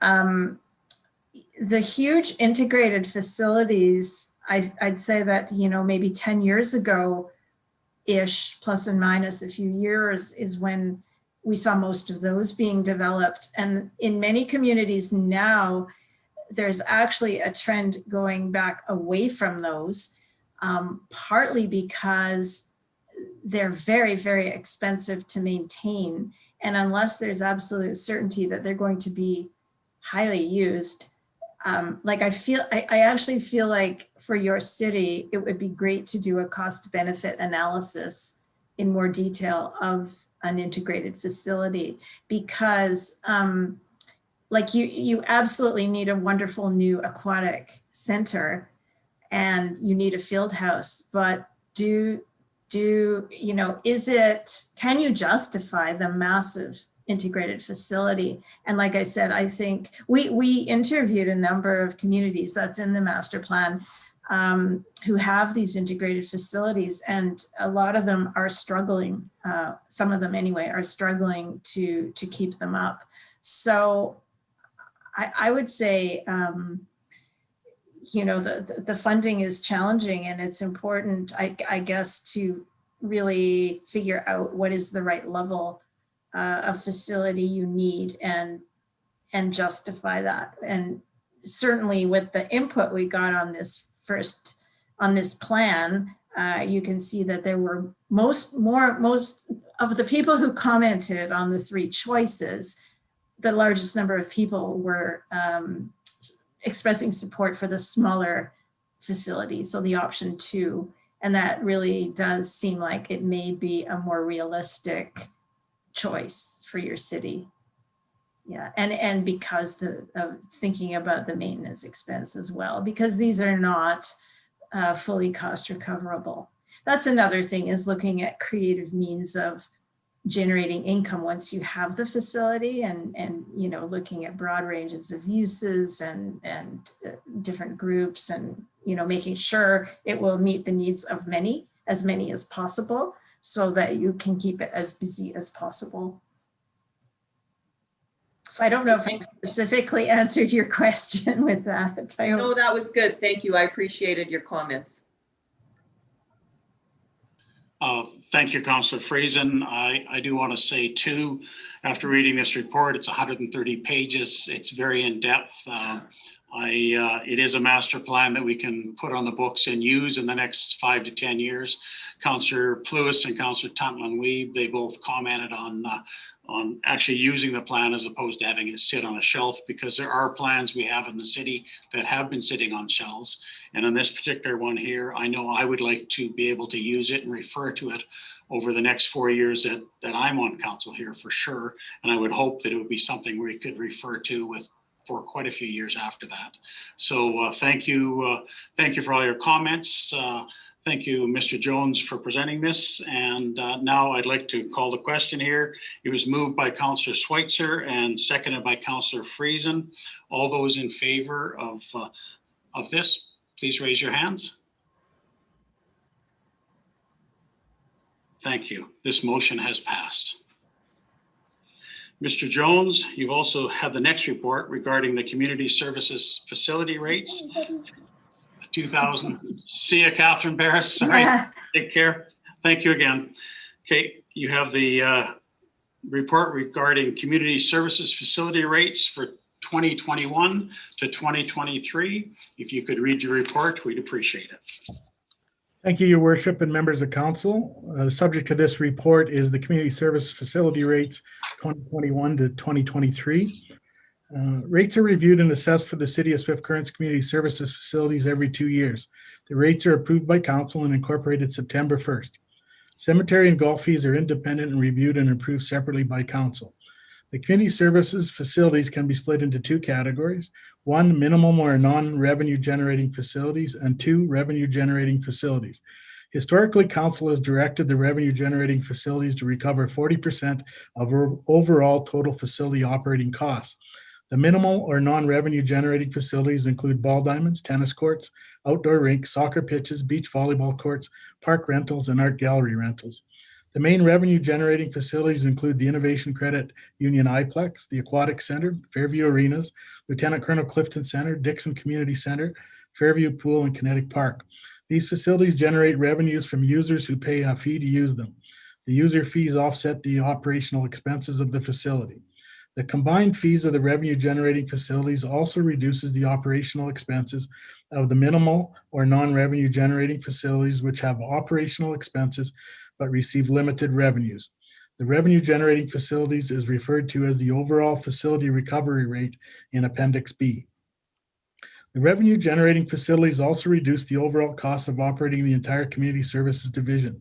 For Council's information, the entire Community Services Division recovered 47% in 2018, 46% in 2019, and with final projections looking close to recovering 45% in 2020. Forecasting, setting, and monitoring of facility rates is ongoing and a challenging task. It takes considerable time and effort to calculate future operational expenses in order to set revenue targets to meet the designed recovery rates. Operational costs are impacted by several factors, including electricity, gas, water, wages, contractor costs, materials, and equipment. Increases are anticipated in facility operational expenses for the upcoming years and therefore have been budgeted into the projections. Due to the uncertainty of projected expenses and COVID-19 in May of 2020, administration postponed the 2020-2021 rate review that was set to be implemented for September 1st, 2020. Therefore, the 2019-20 rates were carried over into the 2020-2021 year with a 0% increase. This rate review will be implemented September 1st, 2021, and provide user groups ample time to prepare for the 2021, 2022, and 2022 and 2023 seasons. Increases are annually anticipated in facility operational expenses for the upcoming years, and therefore the known increases have been budgeted into the projections. Revenue projections are based on a regular year's ability to maintain and increase facility bookings and programming. COVID-19 guideline updates impact uncertainty into the individual revenue facility projections. Therefore, facilities are monitored and analyzed based on Saskatchewan government COVID-19 guideline updates as to the operating feasibility. COVID-19 loss of revenue has not been recognized in the revenue projections.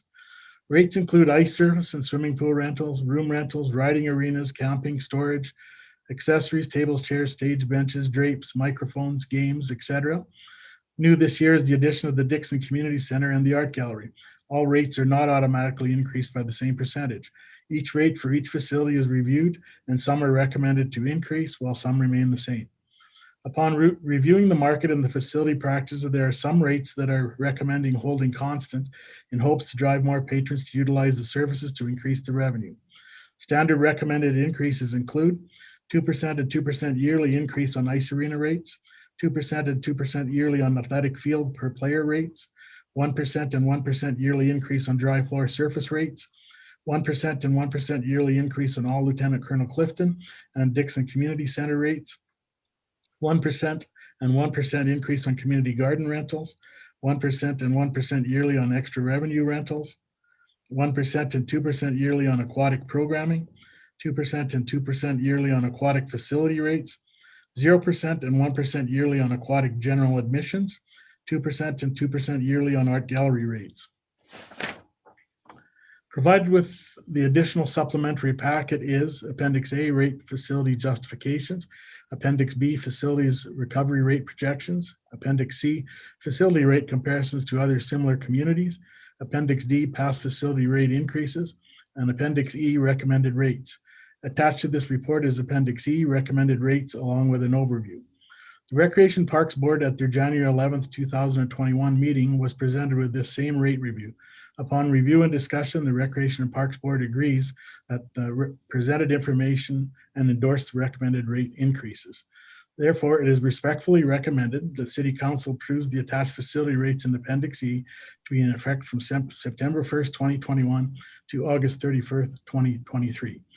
Your worship and members of council, I have joining us tonight Nicole Spence, our events and program manager, and Melissa Shaw, our aquatic supervisor, who both took the lead for community services for the biannual rate review.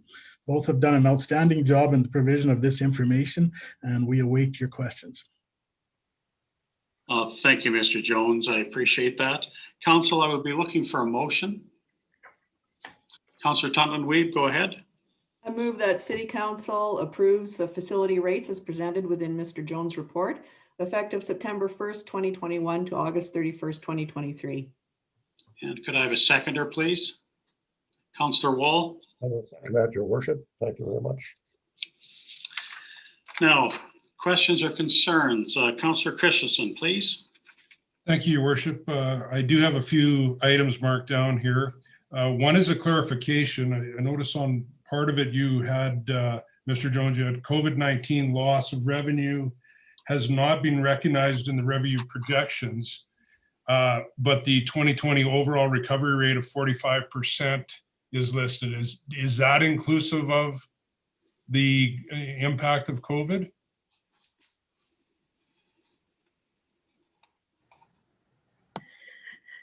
Thank you, Councillor Christensen, for that question. That's a great question.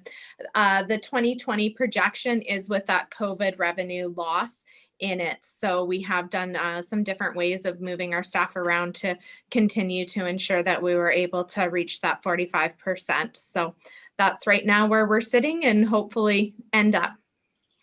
Thank you. Most of the rates seem fair and reasonable to me. I think we're either at or below most of the average rates in other centers. So I have no issue with any of those. My big issue, I guess, when I look through it is, are we competing with any local businesses in some of these areas? One being the Dixon Center, are we competing with rent? We have some booth, drapery rentals. I don't know how much we do with that with the offsite rentals. We have the tents. I'm not sure how many the city own or how much capital expenditure we have invested in that or how often we utilize them ourselves. But I think it's, for me, it's very important that we're not in direct competition with local business. I'm not in favor of that. So I'd like somebody to just address that if they would, please. Thank you very much for your question, Councillor Christensen. That's an excellent question and definitely something we take into consideration when we do our rate review and our community comparisons. Our goal is not to be in competition, but to ensure that when we are utilizing these extra revenue generating items such as tents and drapery and table and chairs, that we are comparable in price when we are doing our own special events at our facility locations. So a lot of them aren't necessarily taken off-site for outside competition rentals. It's more for our internal use within our own usage of events that take place on our grounds, for example, at Kinetic Park. Some of them do go off-site, but when we do that community comparison, when you go through that rate review, that's one of the things we really take into consideration, is to ensure that we're not undercutting our rates to what some other companies in town might be charging. The tent rentals at the art gallery, which I believe you're referring to, is not something we rent out to the public. It's more for our internal use and making sure that we have that comparison to know what to charge for events that we are running. Okay, thank you for that. I think it's important that as a city, we keep striving not just to be comparable with the businesses that are providing a service in our community, but not to be in competition with them. So I'd like everyone to keep that in mind in future reference. That's all I have, Your Worship, and thank you. Thank you, Councillor Christensen. I did want to mention about the tents. I had asked our CAO, Mr. Marcus, earlier about the tents, and he said they are rather large, and the Robertson Rentals in town, their tents are smaller and more suitable for weddings and for local people to rent. And we generally just use the tents ourselves. And he said really the only time we've charged them out is when we've actually rented a tent or two to the city of Moose Jaw. And that's why those rates are there for everybody else to understand. And so then, Nicole, if you could just clarify for me, the rentals, even on the tables and chairs, the vast majority of that is going to our own, like from one department to another department, and they just want to show what it costs. Is that correct? It's more within events that are taking place at our facility. So if at Kinetic Park, for example, we're doing a larger event that might be outside and we want to move the tables and chairs out to that event, what we're going to charge that organization come in. When we do run special events, we kind of put packages together based on what the event requires. So those tables and chairs will move from facility to facility based on the event that we have going on. But not necessarily utilized a lot to the general public. So say if somebody was having a wedding at their private place, our tables and chairs aren't going out there. But if we have two large events going on at the iPlex, some of those Kinetic Park tables might move from Kinetic Park to the iPlex, and we might have an additional charge because our standard rate only is for a capacity of a 400 person event, and this event might be 1,000. So that's where those rates come into play, just to give us that balance and direction on what we need to set that event price for to get our recovery rate. Thank you very much. Thank you for your questions again, Councillor Christensen. Councillor Wall, do you have any questions or comments, please? Yes, thank you, Your Worship. On the same vein that Councillor Christian was talking about, that's one of my questions. How do we call the local people, the private sector, to make sure we're not competing with them, or what's the process there? Thank you, Councillor Wall, for your question. A great question. So when we do our rate comparisons, that's what we do. We have a great team that we work with in community services. So one of our min girls in the past was searching out for her wedding. So she would call our local businesses to see what those prices were at the various facilities, and then we'll use website updates to get it that way as well. Thank you. I'm looking at the rates increases, and I don't have any problem with them. I think they could be a little higher. I'm a strong proponent of user pay, and I think we should have these higher. I don't. I would like to see them higher. Actually, maybe next year we could see them higher, so we'd have more than 40% or 50% of our.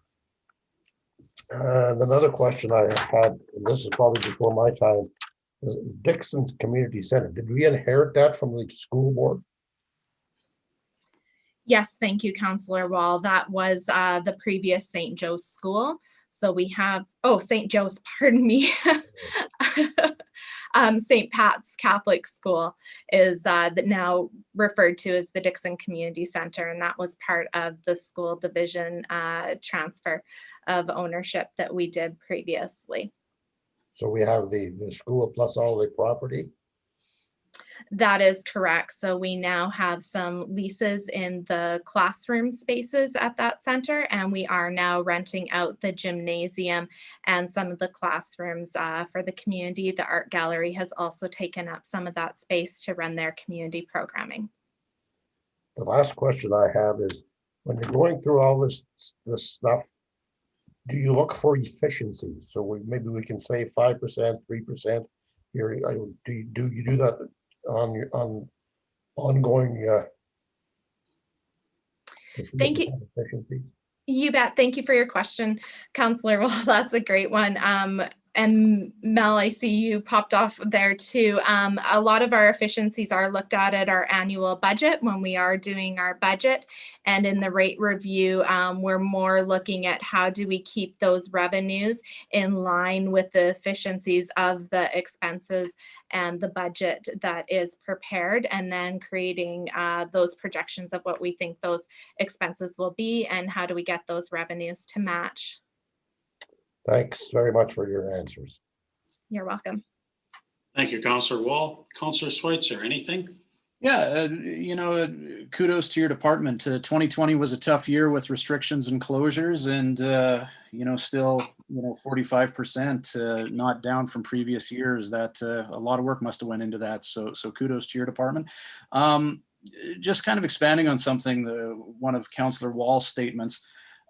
Historically, council has directed community services to recover 40% of the total operating costs. What's the wisdom behind that 40% number? That is a great question. And thank you, Councillor Schweitzer. I have been here. I wish I could tell you the background to the 40%. Since I have been here, that has kind of been the projection that has been provided to the community services division of a target that council would like to see us get to. Some years they have talked about getting closer to 50, but nothing ever formally presented on into targets. So that's kind of the direction that we have always gone for, is that 40% recovery. Thank you. Mr. Marcus, go ahead. Thank you, Your Worship. I can help with that answer, seeing as I've been around since I had to outrun the Raptors to get to school. The 40% is an average for all of their facilities. So a lot of the community services facilities can't return that. We don't get 40% on our parks.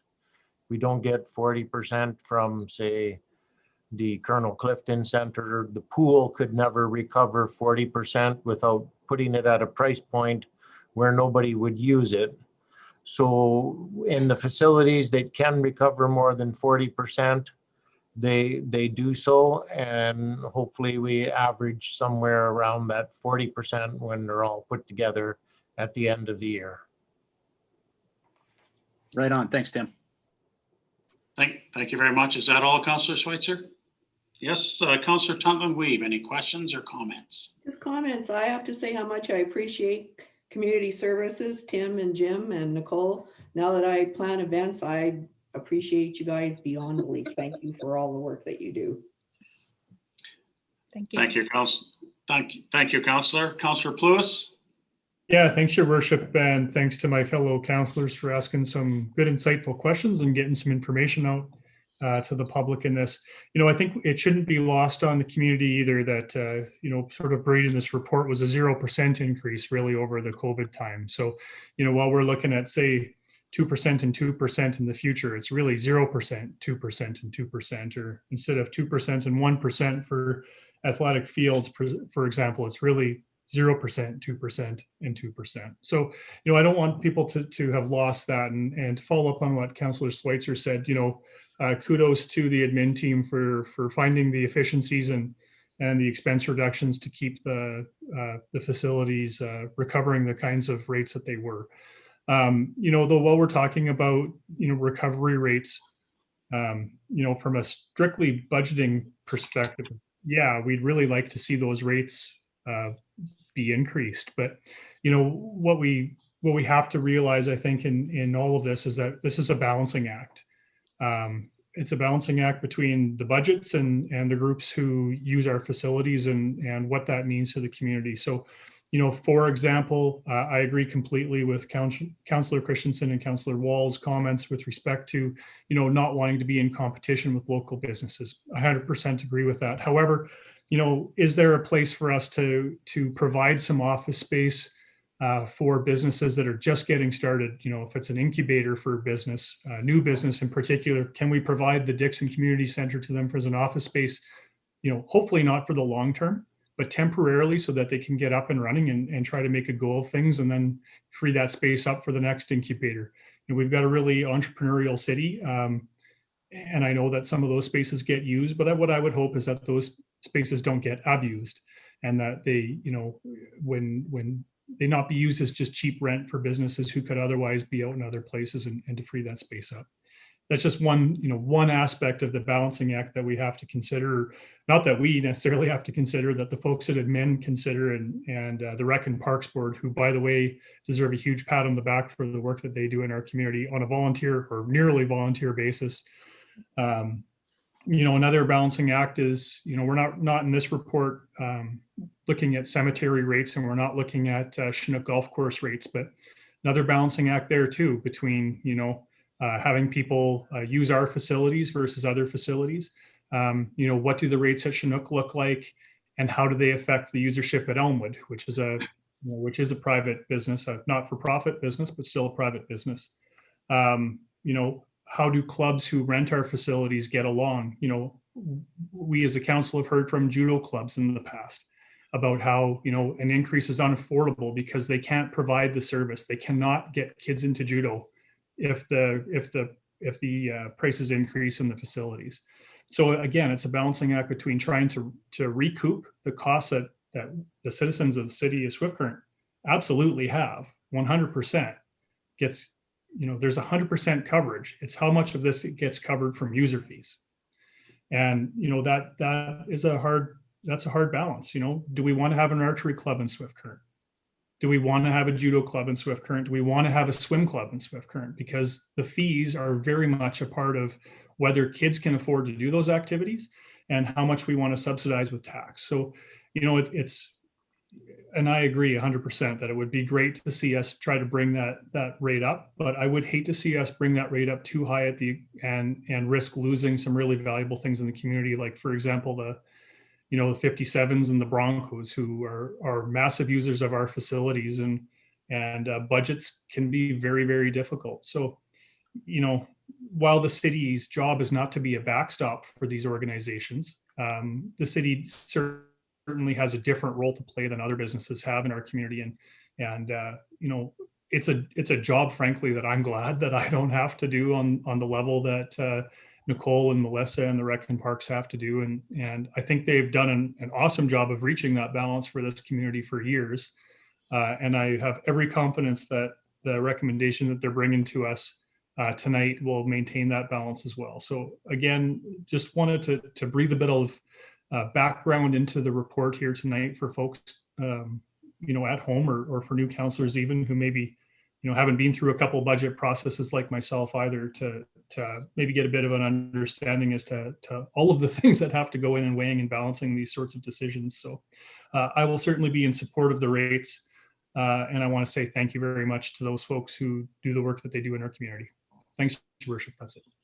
Thank you, Councillor Pluis. Councillor Friesen, last but not least, right? Well, and I really don't have a lot to add. Any questions I had were already covered, and I agree with Councillor Pluis that it is really a balancing act. I too would like to see that recovery rate up as high as possible, but at the same time, we have to ensure that people can afford to use the facilities, and so it's a tough balancing act, but I think you've done a great job here, and I will be supporting. And I just also like this report, this rate review report that was a supplement to the actual report to council.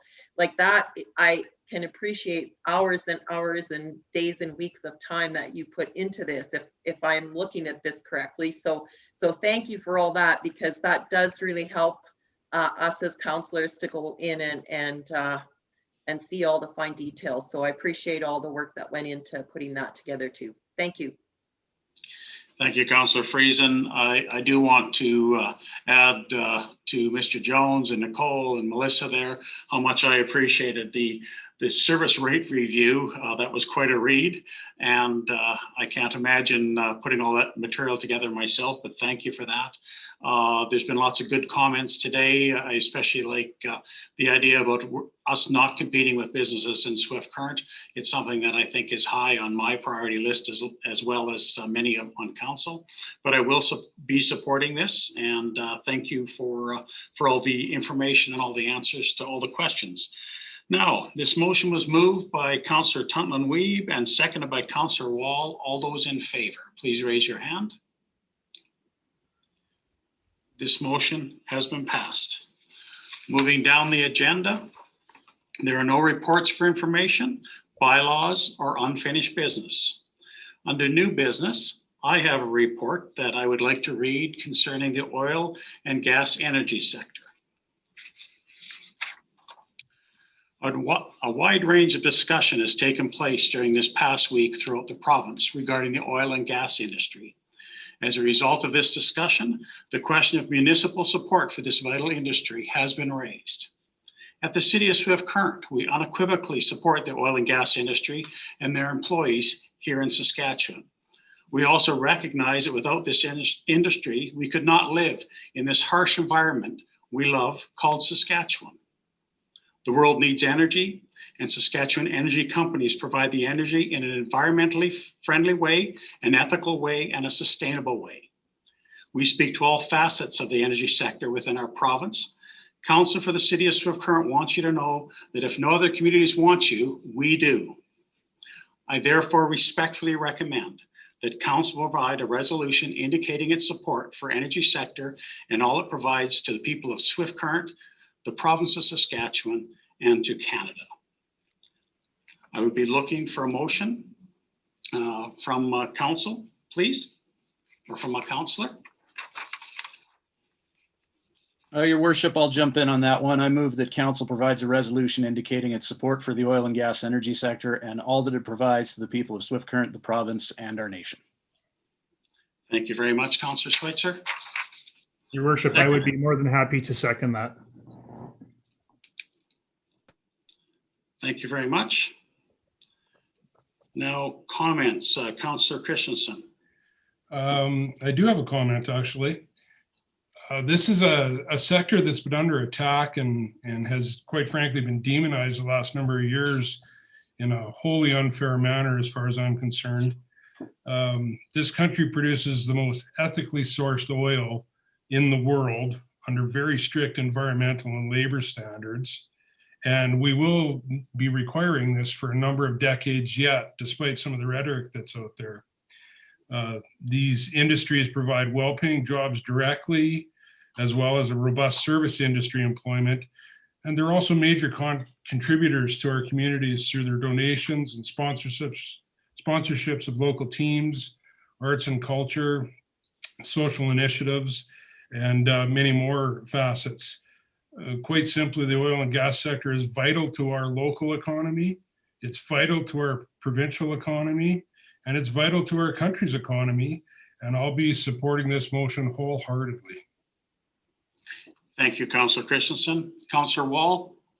Thank you. First of all, your worship, I appreciate your comments. They're very done. I also echo Councillor Christensen's thoughts. I too fully support the motion, and our community needs the energy. We need the people that work here, and they seem to be get hit all the time. Now we hear another one about the Keystone Pipeline. There's another hit, and it just seems like it goes on forever. So as a community, I would say that we really appreciate this energy sector, and we will support this fully.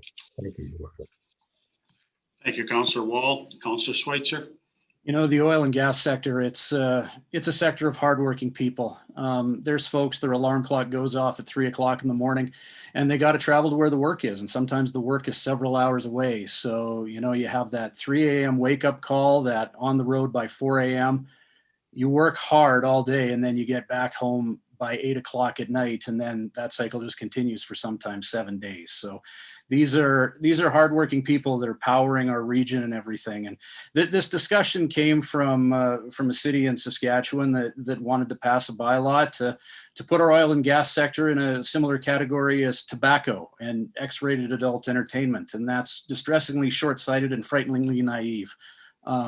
You know, there's the energy that they produce, the fuels in our cars, they heat our home, but the petroleum byproducts, from the glasses on my face to the device that this is being watched on, there's so much that they contribute to our world. And I'm very glad that this motion was made, and certainly will be wholeheartedly supporting it. And a big thank you to the hardworking men and women of the oil and gas sector. Even if we were all driving electric cars tomorrow, we would still need oil and gas. Thank you, Councillor Schweitzer. Councillor Tutman-Weeb. Well, some of you may have seen, I was part of a video series going out across the nation for Citizens for Energy. So you know I'm in support of it, and I wholeheartedly here. Thank you for doing that, Al. I'm wholeheartedly support it. Thank you, Councillor Tutman-Weeb. Councillor Pluis.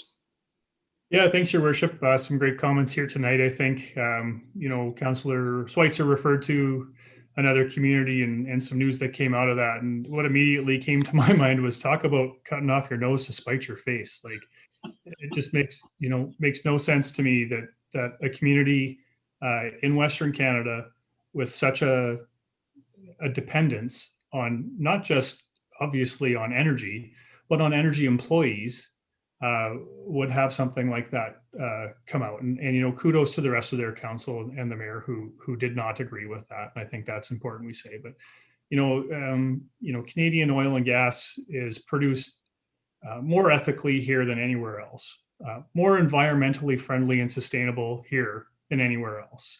It makes a huge economic impact in our area. And even for those who don't want to admit it, the economic impact and the spin-off from that industry has massive implications for the rest of our country.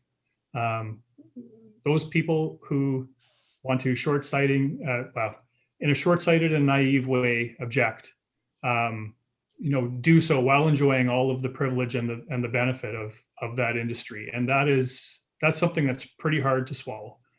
You know, regardless of what you think of the future of energy needs and the way that we should be doing things, as Councillor Schweitzer said, this industry is not going anywhere. We're still going to have a need for the oil and gas industry for many years into the future.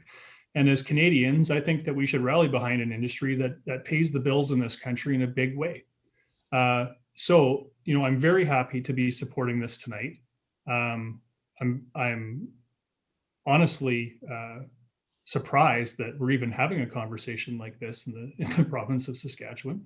But as our mayor said, you know, if any energy company out there feels like they're not wanted in their community, I can tell you 100% that you are wanted in this community, and that we would be happy to talk to you, and we would be happy to make it work for you. So, as I said, I'll be very happy to support this. And I mean, a person could talk about this for hours, Your Worship, but I won't. In fact, I'll cut it off there. So thank you very much. Thank you, Councillor Pluis. Councillor Friesen. Thanks, Your Worship, and thank you for putting this resolution forward. And I really have nothing more to add. It's all been very well said. I support all the comments that have been made and will support the motion. Thank you. Thank you, everyone, for your comments. And the word naive ran through my mind. Believe me, Councillor Schweitzer, I am very, very proud and happy that some of the city council in that other city in Saskatchewan are not naive, and they looked at what they had for jobs in their community and what the energy sector did for their community or does for their community.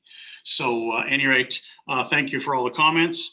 And now this motion was moved by Councillor Schweitzer and seconded by Councillor Pluis. All those in favor, please raise your hands. Thank you. This motion has been passed. There are not any items listed regarding communications or any in-camera requests. Therefore, we will continue to reports of council members. And this is an area that I always enjoy because every one of these I learn something new. So I will now open the floor up to questions or comments, starting with Councillor Christensen, please. Thank you, Your Worship. Since our last meeting, I've had the privilege of attending my first Ag and X board meeting. I'd like to share an update with everyone on their activities. As you can well assume, the COVID situation has had a very negative effect on the association's ability to hold events, which has dramatically reduced their revenue stream that allows them to operate. However, they are putting plans in place to fundraise through a number of different initiatives, progressive 50-50, possibly some small and large item raffles. So I would like to encourage everyone to watch for these items and spread the word over the next while. With the uncertainty we're still dealing with, a couple of their near-term events are going to have to be postponed or canceled. However, I am happy to report that the Discover the Farm program that they put on is going to be held virtually this year, and they have already have 642 students signed up to take the program from 16 area schools. So it's been a well uptake position. I'm also excited to report that they have their plans in place to hold Frontier Days, and they're pretty likely that all the outdoor events are going to be able to take place.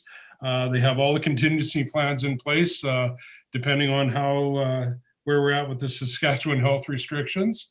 But things are actually looking up for those events, and it's really a testament to the hard work of Tracy and John and Andy and everyone involved out at the Ag and Export. And I just wanted to acknowledge their efforts. So that's all I have, Your Worship. Thank you, Councillor Christensen. Councillor Wall, anything? Yes, I had a couple of meetings. The first one was at Riverview Village, and regular meeting really just talk about, well, it wasn't really regular, it was about a 3-hour meeting. And just to update you, and I don't think that people of Swift Current really know what's up there. And I'll just give you some facts. Riverview Village has 165 units. We have a vacancy rate, it's about 3 to 4%. And they pay approximately $144,000 in taxes a year. Manager wanted to make sure I would mention that. And the payroll, they have payrolls about $1 million a year, which is considerable. And did I mention that they have 34 employees? So it's a fairly big organization. They also noted that it would be nice to be on city or light and power. Right now, they're in the SAS Power area, so the SAS Power is collecting the fees for that. They would like to have that to the city, so that's probably ongoing. Also, I attended a PPIH meeting, just a regular monthly meeting. Deb DeMars is our CEO. She's does an excellent job. So here's some stats for that. At present, we show a surplus for 2020, which is good. We have 94 rental units, 94 duplex rental units, and we have no vacancy there. We also have 41 life lease, which is a total of 142 in total. We have 2 vacancies in the life lease, which we expect to be selling shortly. And on another note, we're still waiting for final approval for an expansion, which we hope will come soon. And that's all, Your Worship. Thank you, Councillor Wall. That's interesting information. Councillor Schweitzer, anything? Yes, thank you very much, Your Worship. This morning I attended the Chinook Regional Library meeting via Zoom. Some exciting things happening there, including Family Literacy Day, which is going to be this Wednesday. And they're assisting in the rollout of a Saskatchewan author's book. The author is Ruth Wellborn, and Never Rub Noses with a Narwhal is the book that is going to be read province-wide with grade 2 students. That is very sound advice. If you've seen a narwhal, you certainly don't want to rub noses with it. Congratulations to Patrick Simpson, who is going to be the Chinook Regional Library rep on the Saskatchewan Library Trustees Association. He's incredibly passionate about libraries and literacy, and he'll serve us very well there.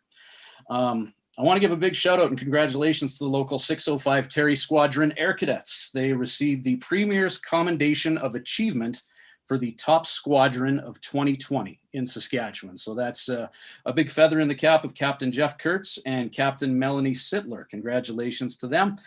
And on a bit of a sad note, just with COVID and restrictions, I want to give a shout out to U18 hockey players in town, specifically the Swift Current Home Hardware Legionnaires and the Diamond Energy Wildcats. Their hockey careers were abruptly ended this week with the announcement of the SHA canceling hockey for the rest of the year. So I just want to thank all those hockey players who dedicated themselves to their sport and worked so hard to represent the community over the last few years, who didn't get the ending that they would have liked. Thank you, Councillor Schweitzer. Councillor Totland-Weave, anything to add? Last Wednesday, you and I both attended the board meeting of the Southwest Newcomer Welcome Center. And I think Councillor Pluis, you were asking about newcomers to the city. There was 29 newcomers in November and December that went through the Welcome Center. And of course, last year, everything was delayed because there were no flights here. So they were quite pleased to welcome 29 new members into the community. COVID's hindered all aspects of their programming.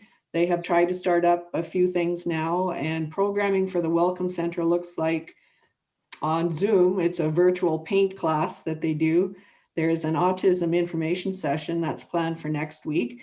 They offer babysitting training, and they're hoping to be able to go outside and have a family skate day. They also provide a homework club, which is mostly history classes, and that's of course hindered by language is a barrier for that. And interestingly enough, we have a family in Saskatchewan from Moldova. They've moved to the Fox Valley area with a high school age student. And as it happens, there's a Ukraine family that's up in Leader, and they speak Russian, so the Welcome Center has set up a connection there for that new family. I also attended the Truth and Reconciliation Board meeting, and they have a couple of events that they're planning for March. The speakers are pretty much lined up, but one of the speakers that they want to have is Senator Murray Sinclair, who's actually retiring either the end of January or February, but he served the justice system in Manitoba for over 25 years. He's the first Aboriginal judge appointed in Manitoba and Canada's second, and he served as co-chair for the Aboriginal Justice Inquiry in Manitoba and chief commissioner of the Truth and Reconciliation Commission. However, he commands a $7,500 speaking fee for 45 minutes, and that's the session that they want to have in the morning for the schools. And I believe it's open to the public as well, because it's going to be on Zoom. And their second session is happening in the afternoon, and that's through the library, which would be public. And he wants another $5,000 to do that. So they don't have any money, but they really want Senator Sinclair to come.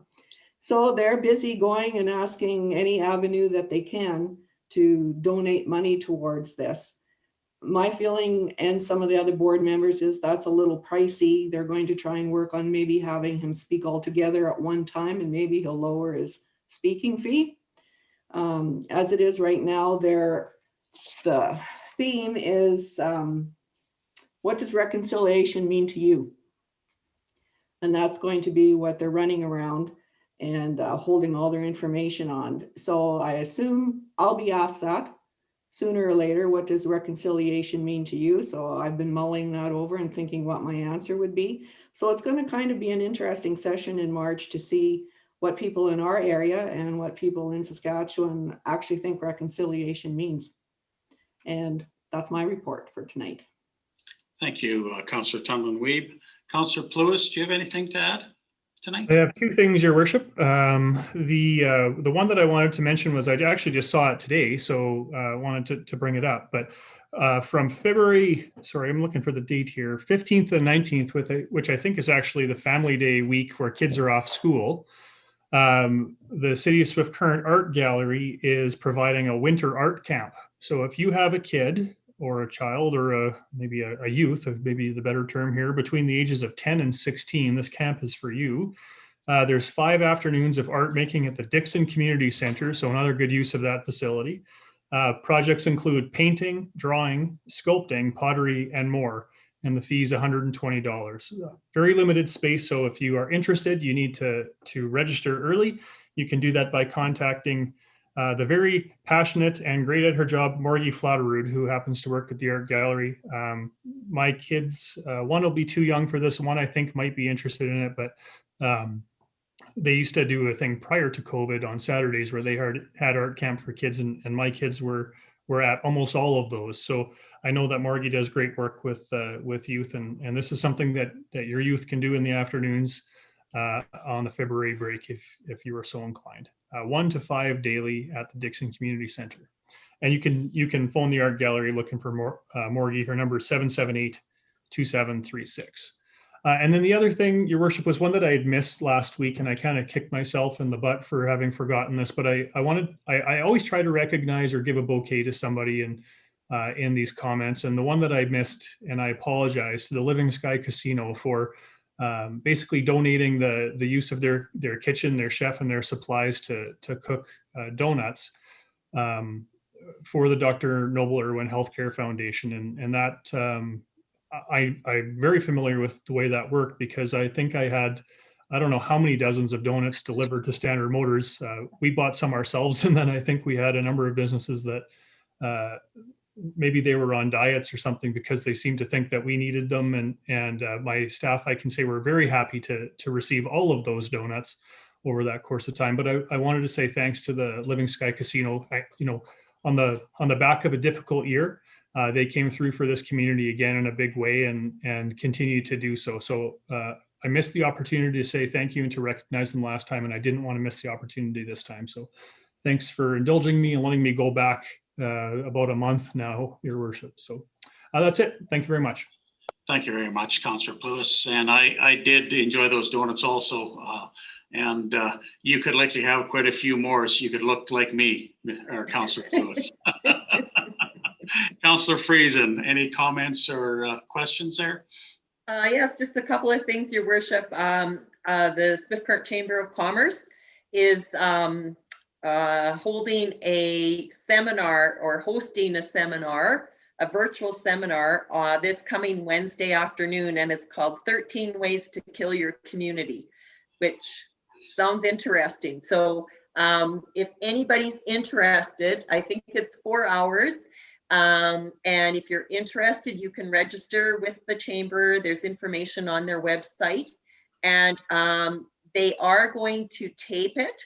So if you can't make it on Wednesday, but you would still like to view the presentation, you still need to register, and then they will send you the link. So I think it sounds like it'll be a really interesting, and apparently this fellow's had many good reviews, so I think it might be worth it for everyone to have a look at. I'm the other signed thing, up for it, Pat, so I'll report to you. I'll report to you, Pat, after I've attended it. Sounds good. Thanks. Thanks. And then the other thing from the chamber, well, they're working on a lot of things, but the other thing just to take note of is that they've moved. So if anybody's looking for the Chamber of Commerce now, they are all settled in over at 240 Central Avenue North.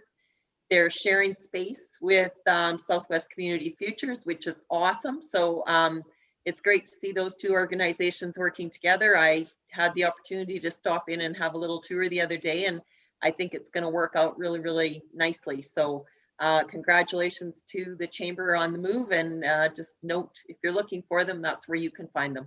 Thank you. Thank you, Councillor Friesen.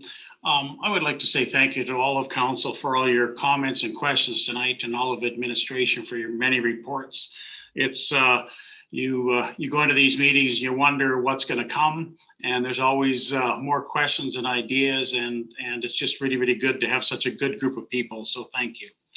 Now, this concludes our council meeting of the 25th day of January 2021. I will be looking for a motion to adjourn this evening's meeting. Could I have a motion, please, or mover? I'll move that, Your Worship. Thank you, Councillor Wall, and a seconder. I'll second that.